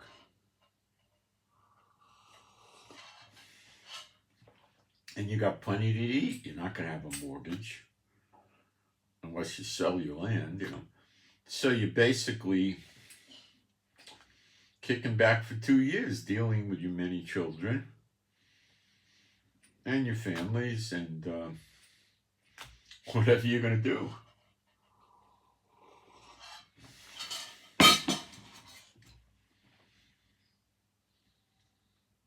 I mean, having a 2-year vacation is a big deal. It's a lot of, a lot of time off.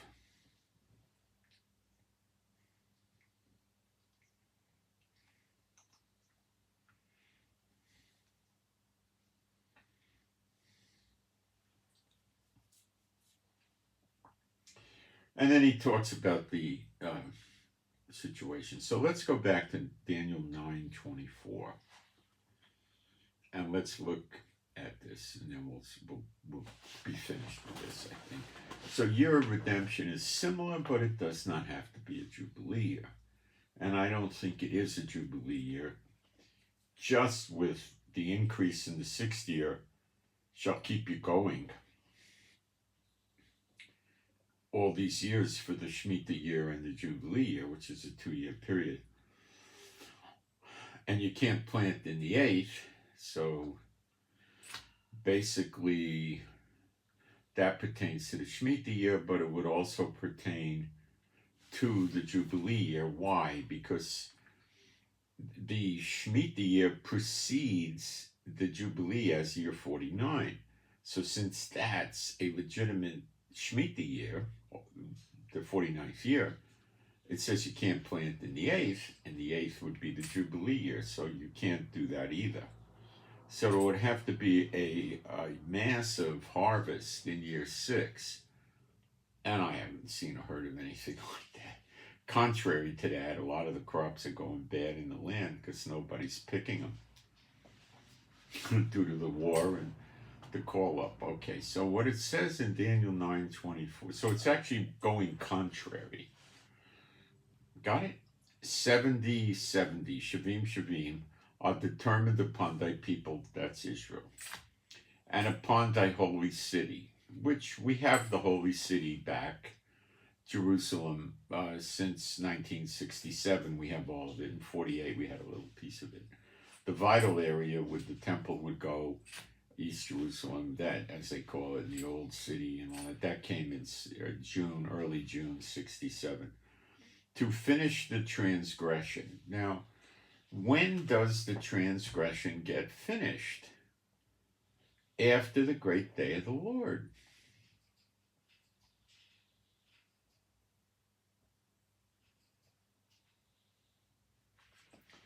Let's go to Ezekiel 8, verse 1. And it came to pass in the 6th year, in the 6th month, in the 5th day of the month, this is Babylonian captivity, the 6th year of the captivity. So I sat in my house, and elders of Judah sat before me, that the hand of the Lord God, Adonai Yehovah, fell there upon me. Then I beheld, and lo, a likeness as the appearance of fire, from the appearance of his loins even downward fire, and from his loins even upward as the appearance of the brightness as the color of amber. And he put forth the form of a hand, and took me by a lock of my head. And the Spirit lifted me up between the earth and the heaven, and brought me into visions of God in Jerusalem, to the door of the inner gate that looketh towards the north. where is the seat of the image of jealousy, which provoketh to jealousy? That is your abomination of desolation. Okay? Abomination of desolations in Greek, this is in Hebrew. It's the same thing. In the next temple, which I refer to as Ezekiel's temple, there is an inner courtyard connected to an outer courtyard with a northern gate, and I don't find that in any other temple. I don't find that in Herod's. I don't find that in Zerubbabel. Zerubbabel didn't even have courtyards, just a building, and the altar was outside, and it's not in Solomon's temple, so it's in the next temple, okay, which we don't have yet.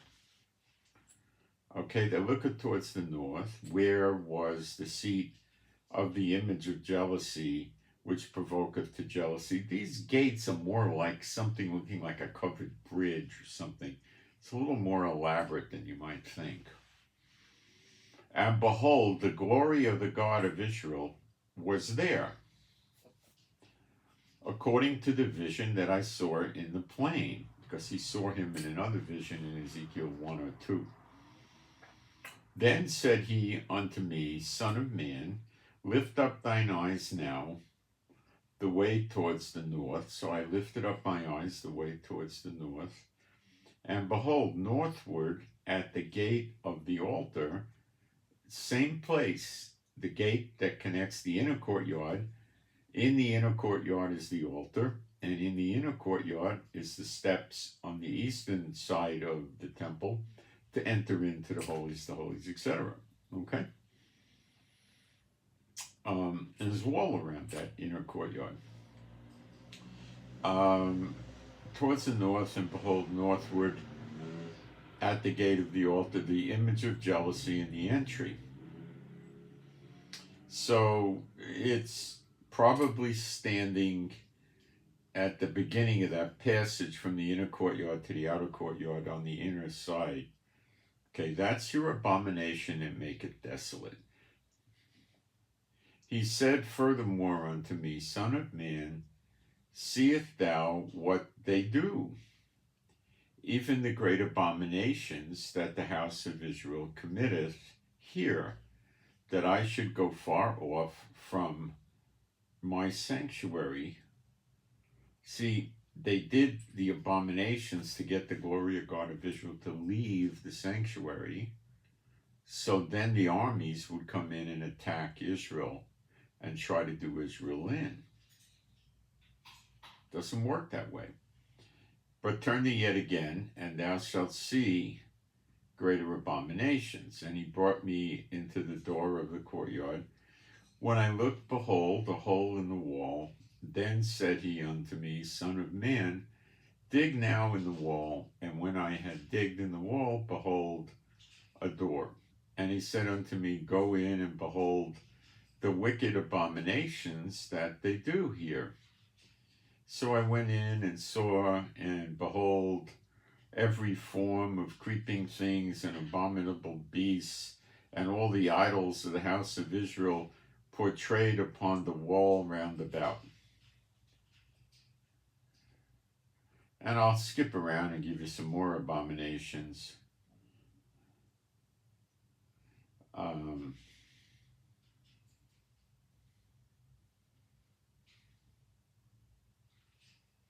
He said in verse 13 of Ezekiel 8, he said unto me, Turn thee yet again, and thou shalt see greater abominations that they do. Then he brought me to the door of the gate of the Lord's house, which was towards the north, and behold, there sat women weeping for Tammuz. Tammuz is the December 25th birthday false god. Sound familiar? Then said he unto me, Hast thou seen this, O son of man? Turn thee yet again, and thou shalt see greater abominations than these.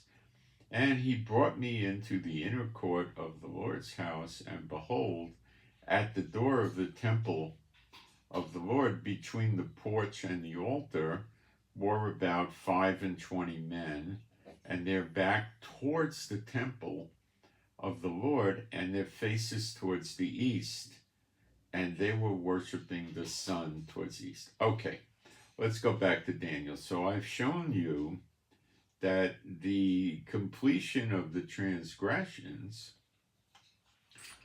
is not going to happen until we get to the great day of the Lord.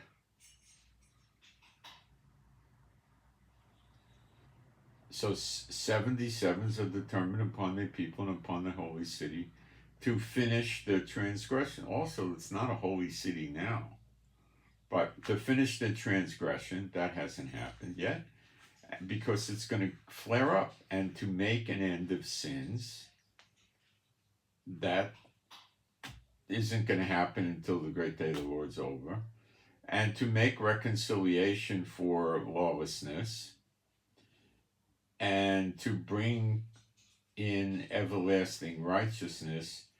Then that would require, for everlasting to be righteous, everlasting, you'd have to have everlasting life. And that, you see that in Ezekiel 39 and like Jeremiah 31:31. They all know the Lord, they have an outpouring of the Spirit, and they get that eternal life, and then the flesh doesn't lust against the Spirit. And that'll happen at the close of the great day of the Lord, for those that haven't received it in the Zechariah 12 battle, which isn't much of a battle. None of the Israelites get hurt at all. And to seal up the vision, well, Daniel's visions stop at the great day of the Lord, because that's the end of all the bad things that ever happened to Israel. After that, you get into your tribulation, which is on the nations, as I keep explaining. And prophecy, and to anoint, that's the prophecy to the end of that, and to anoint the most holy, which would be the holiest of holies in the temple. So we can't really have this 70th Jubilee now. It would tell us when the great day of the Lord is, if we were able to track how many Jubilees actually did occur, and get a chronology of those, and be able to track it down, but I don't know how to do that.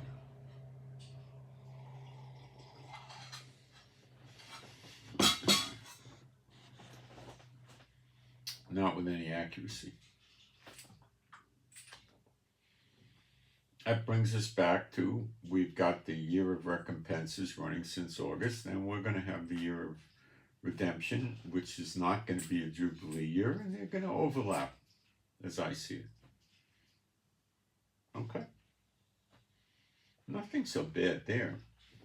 So I'll give you some other notes I made. Let me check the chat and see if I'm getting questions.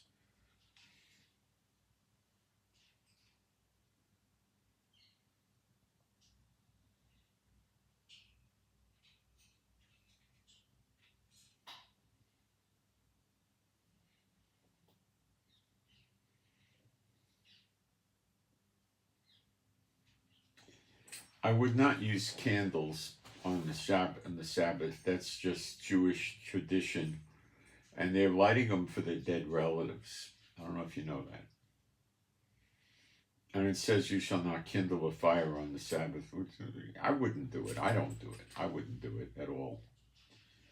I would refrain from it strongly. Okay? Can we truly celebrate Shabbat living outside Israel? You can't truly celebrate Shabbat living in Israel, because there's no priesthood working, no altar, no temple, no tabernacle, no nothing. Yeah, most of the Jews, when they leave Israel, still observe Shabbat. So, yeah.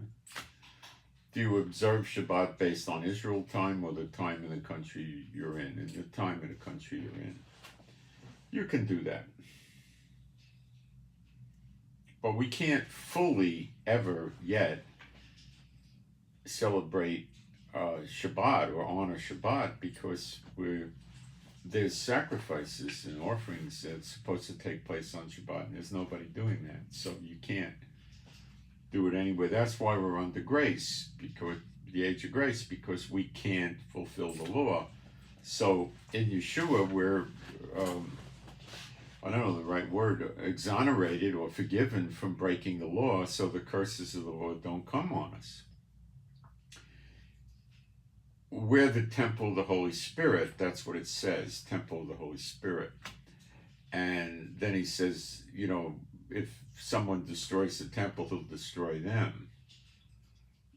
So, you know, when you have the deposit of the Holy Spirit for your redemption, the down payment, you know, you can't do the law. It's impossible. So you're okay. So in reality, is anybody following the law in its fullness today? Impossible. There's not a single person walking around on earth that can observe the law. Are there people that think they can? You bet. But it's impossible without the priesthood, without an altar, without a temple or a tabernacle. It's impossible. Nobody's following the law. That's why we're under grace. But when we get these things, we'll be expected to follow them because the law is not dead. Okay? All right. So I'll go back and give you some more notes of mine and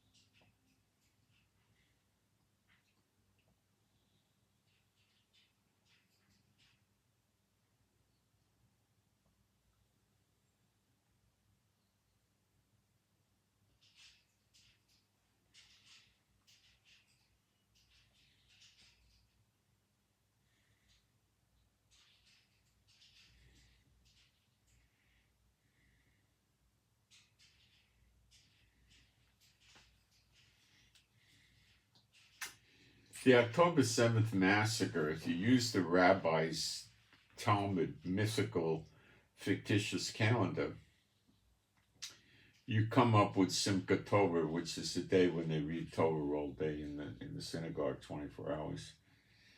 And it comes, it's basically the 8th day or the great day or the last day after the 7-day Feast of Tabernacles. But their calendar is off by a good month, so you know, maybe God had the massacre happen to, on their calendar, to give them a warning or something like that. That's the furthest I would go with that. But it was not on a correct calendar. Okay?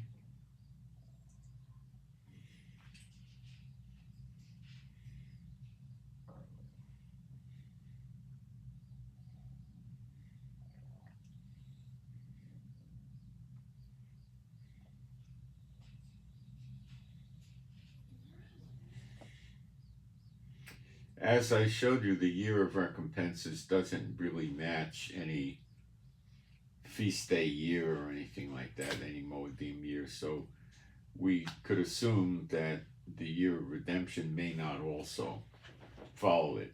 Okay?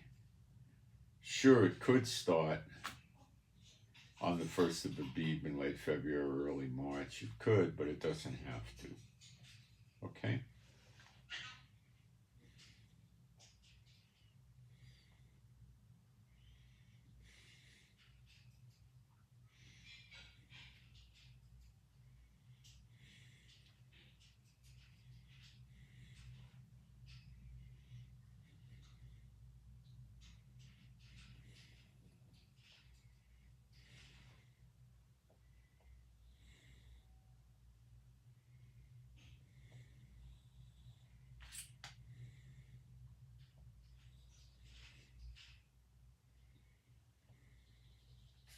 Well, I think I basically covered it.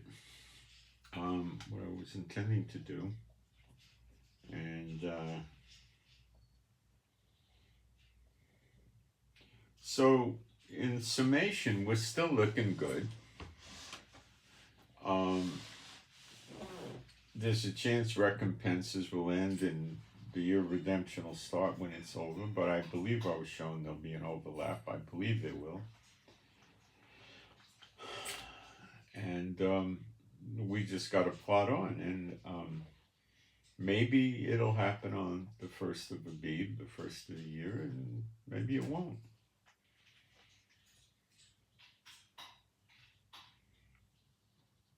As you know, my wife watches the agriculture and the moon, so we'll call the shots as the years progress to show you what's going on. Typically, or almost in every case, it's late February, early March. There's a guy running around, my wife knows, that he went ahead and went to Israel and went to gravestones looking for dates for Shemitah and Jubilee year. That was a pretty clever approach. The problem is, even going back to the time of Yeshua and before, they were following the Talmud, not the correct calendar. Or maybe at the time of Yeshua they really did have a correct calendar. I think they may have. But at some point it deteriorated, and I don't think he could find any gravestones that go back, 1,600 years or anything like that. So that's another flawed problem. And he came up with 2024. Well, he came up with we're in a Shemitah year now, so I'm assuming he thinks that, the next year is going to be a Jubilee year.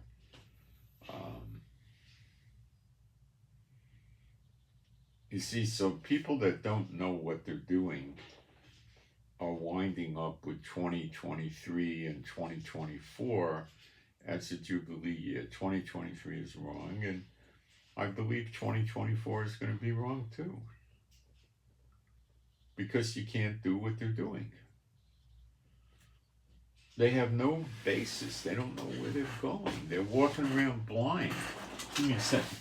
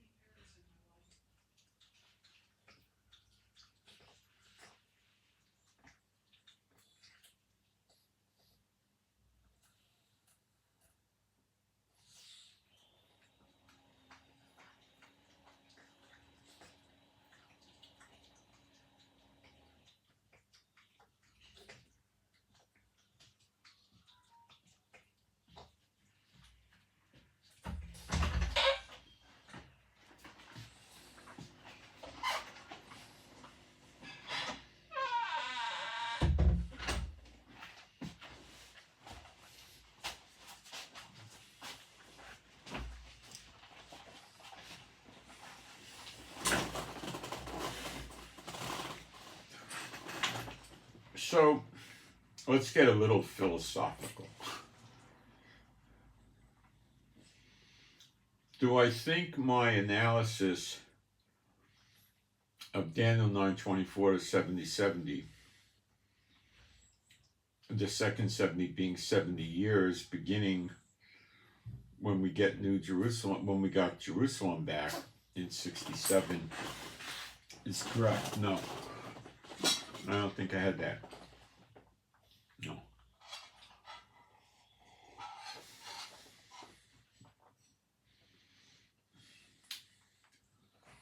Why doesn't God want to let us know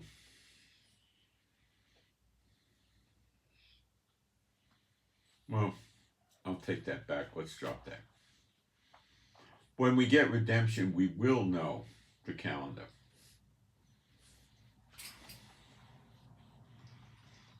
And we're not going to fly in and start with the Jubilee. It doesn't work that way. He told the children of Israel when they came into the land, they would start with the Sabbath years, the Shemitahs. There's a very tiny percentage of people in Israel that observe that. Nowhere near enough to make it, so Israel doesn't do that. That's how it'll start, and probably in conjunction with us getting the land back.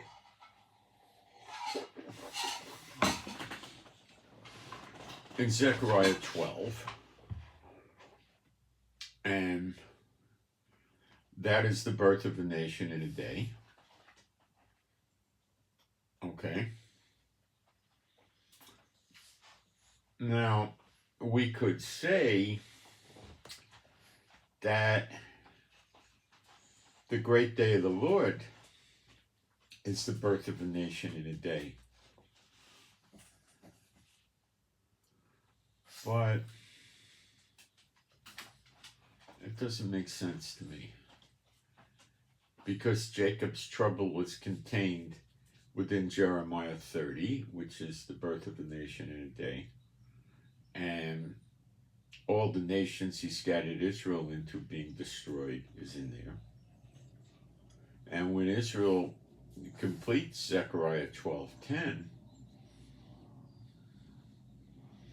they're operating correctly. For a spell, anyway. In Malachi 3, Elijah's trained the Levites to make the sacrifices unto the Lord acceptable. The blessings of the Lord are coming on Israel, and then the lost tribes, as they like to call them, although it's not a Bible term, come into the land along with the non-Israelite born people that truly belong to Yeshua. Now, those people are probably not going to fall away, because, well, I would assume not. Maybe I'm wrong. But the Israelites will,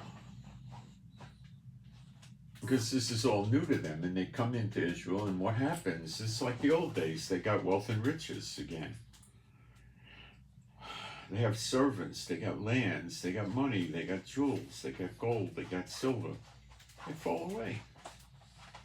They're getting tested in a way different than the ones living here in the land now have been tested. We've been tested with having very little and being beaten and trodden down and all of that stuff. They're going to be tested in a different way, by being pumped up and prideful and egoistic and walking around with rubies this big and emeralds that big and diamonds this big and gold chains around your neck you could throw through a car windshield and break it. They're going to get tested, and that kind of testing isn't going to affect you. I mean, if someone dumped a pile of money on you, you think you're going to go sin and fall away? I don't think you would. I think you've been through enough by now that you're not going to fall for anything that simple. You wouldn't do it. Now, that being said, you don't want to walk around in restored Israel with rags and no jewelry. You're a king's kid, you could say, and you're supposed to welcome and embellish the gifts he gives you, not reject them. And don't go that route. Some of you will try that. That's pride. That's ego. That's you taking pleasure in yourself. Oh, like Tarzan. You know, how great thou art. I don't need money. I can reject all these gifts of God. Don't do that. Don't do that. Okay? You're the light of the world. And you're going to go do that? You're going to start wearing shmatas like you do now? Shmatas means rags in Yiddish. Come on. You want to go live in a little cabin, 15 by 20, with a pot-belly stove and a couple of nice dogs, and, you know, come on. You know, wake up. You're the light of the world. You can't do that. Don't go there. That's your ego. That's pride. You're taking a different kind of pride. Okay? And when you do that, you're bolstering up how great I am. Look, I'm not like them. They love running around with all the jewels and having a big house and beautiful clothes and sleeping on Egyptian cotton sheets and Egyptian cotton towels and Egyptian cotton bathrobes and cashmere sweaters. And that's ego and that's pride. You don't reject the gifts God gave you. Don't go there. It's a bad place to be. And if you don't snap out of it, it'll drag you down. They will take a different path. They will get all caught up in how great they are and all their wealth and riches, and they're not going to want to bother with God. Why? Well, they're not going to like Shemitah year, or forgiveness of debts. They're not going to like Jubilee, or they're not going to like giving to the poor. They're not going to like, you can't do this, you can't do that according to the Lord, you know. And they're going to fall away. Now, what happens when they fall away? In Ezekiel chapter 9, well, God puts a mark on the forehead of those who were grievous about the injustices done in Jerusalem, and no harm comes on them when the attack comes in.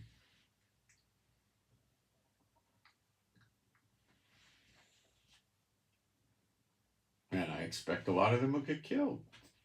Half of Jerusalem goes into captivity. The women get raped. That's no fun. The houses get looted and pillaged. That's their pride. Their wealth and riches get taken from them. And don't start sitting there saying, well, I just won't have wealth and riches. They come, I'll just open up the door, tell them, take whatever you want. They're not going to take my, furniture that I got out of the garbage dump, you know. And so, you see, now you're taking pride in your poverty. It's still pride. Look how great I am. I'm poor and I'm happy. That's pride. You take the gifts God gives you. Today, you don't have those gifts because it would bring so much trouble on you. You have no idea. I had it, and I saw the trouble and the problems, and it's nonstop. Because all the big businesses and all the governments and corporations, everything's run by despots, and they'll come after you, and you'll have so much trouble. And God doesn't want you sitting there spending, 60, 70, 80% of your time dealing with these liars and cheats and thieves, and walk around holding themselves out to be government officials, beautiful people running big corporations, judges, ministers, police chiefs, it's all an illusion.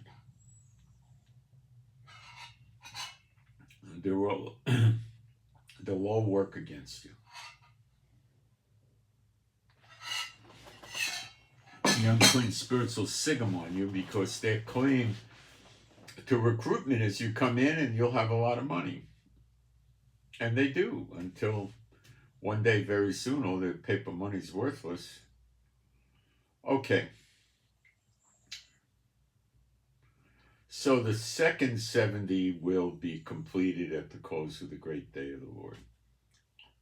And right now we don't have a lot of insights as to be able to hang a year on that. But I believe when we are born in a day, it means born again, basically, to God. Like you believe, people in the church, they say a sinner's prayer, they're born again. God pours his spirit out on them in Zechariah 12:10, and that means they're born again. Then they look upon the one whom they have pierced, and they're getting a double portion now, so they get eternal life at that time.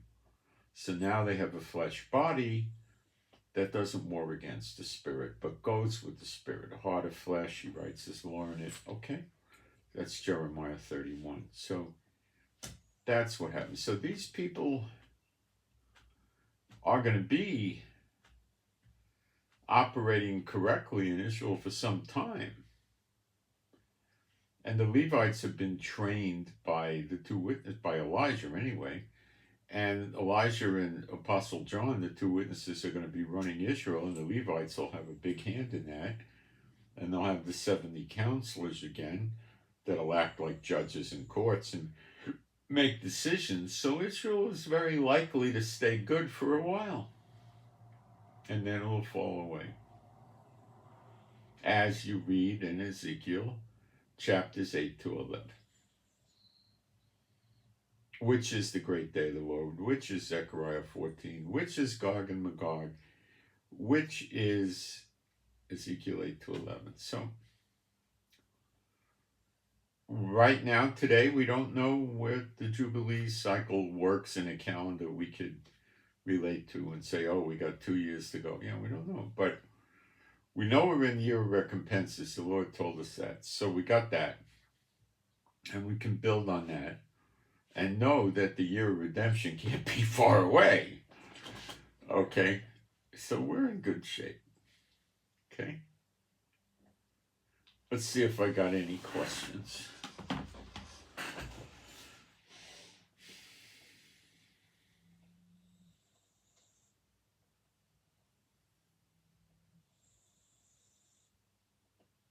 No.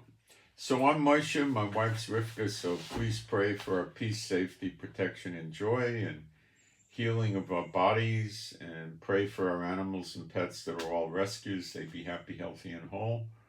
Pray for the peace of Jerusalem, and pray for our finances and health. And thank you for those that are giving offerings. And PayPal is the easiest way for me to transfer money into Israel. And if you send me an email, my email address is in the chat. It's in the description box at the lowest line down, and it's Israel Giving, one word, Israel Giving with the number 7 at the end, at gmail.com. I'll send you the PayPal link. I don't like posting it because you get every crazy, people writing email letters, greetings, from Nigeria. I'm the chancellor of economics, and I have a gift for you. Or, I don't want to hear all this garbage. So I don't want them coming into PayPal or bothering. So anyway, that's how I do it. So anyway, that's the easiest for me. And if you can't, then we also take GoFundMe and Patreon, and those are in the description box. And thank you for the offerings. And it's been a journey with this Corinthians, with the Jubilee year, but I took you with me every step of the way, sort of, kind of, so you can see how things evolved and how I got where I got. So there's really, the teachings on Jubilee are very there, and we don't need to keep belaboring it. And we keep watching, and there's so much going on that it's exciting. Now, I don't know if the Lord wants us to know the date of Zechariah 12:10, but pray for it. We'll see if he wants to give it to us. Zechariah 12:10, when will it happen? We get pretty good results with that. If you pray, if you wish to give it to us, Lord, please give us as much of an indication as to when it is that you want to. Okay? In the meantime, we'll keep watching and tracking current events and realize what's going on. I think there's big trouble in Israel stewing right now on several levels. One is Netanyahu getting removed from office. Two is him being fearful of getting removed from office and put in jail and what he'll do about that. Three is what's the Supreme Court going to do about it. And then we have to consider what's going on with the Houthis, Hamas, Hezbollah, Iraq, Syria, Iran, quite a list. And Biden, don't think of him as a friend. He's using Israel. Israel's not a friend of his. No. The only real friend that the United States may have is the UK. They seem to be inseparable, but I don't know about anybody else, So I send my Shabbat Shalom to all those who love Yeshua HaMashiach, and I hope you enjoyed this, and I hope it helped you try to understand how to cut through the scriptures. You've got to keep kicking against your own doctrines to make sure they're solid. That's the bottom line. That's how I did it many years ago. And I'm out, and thank you.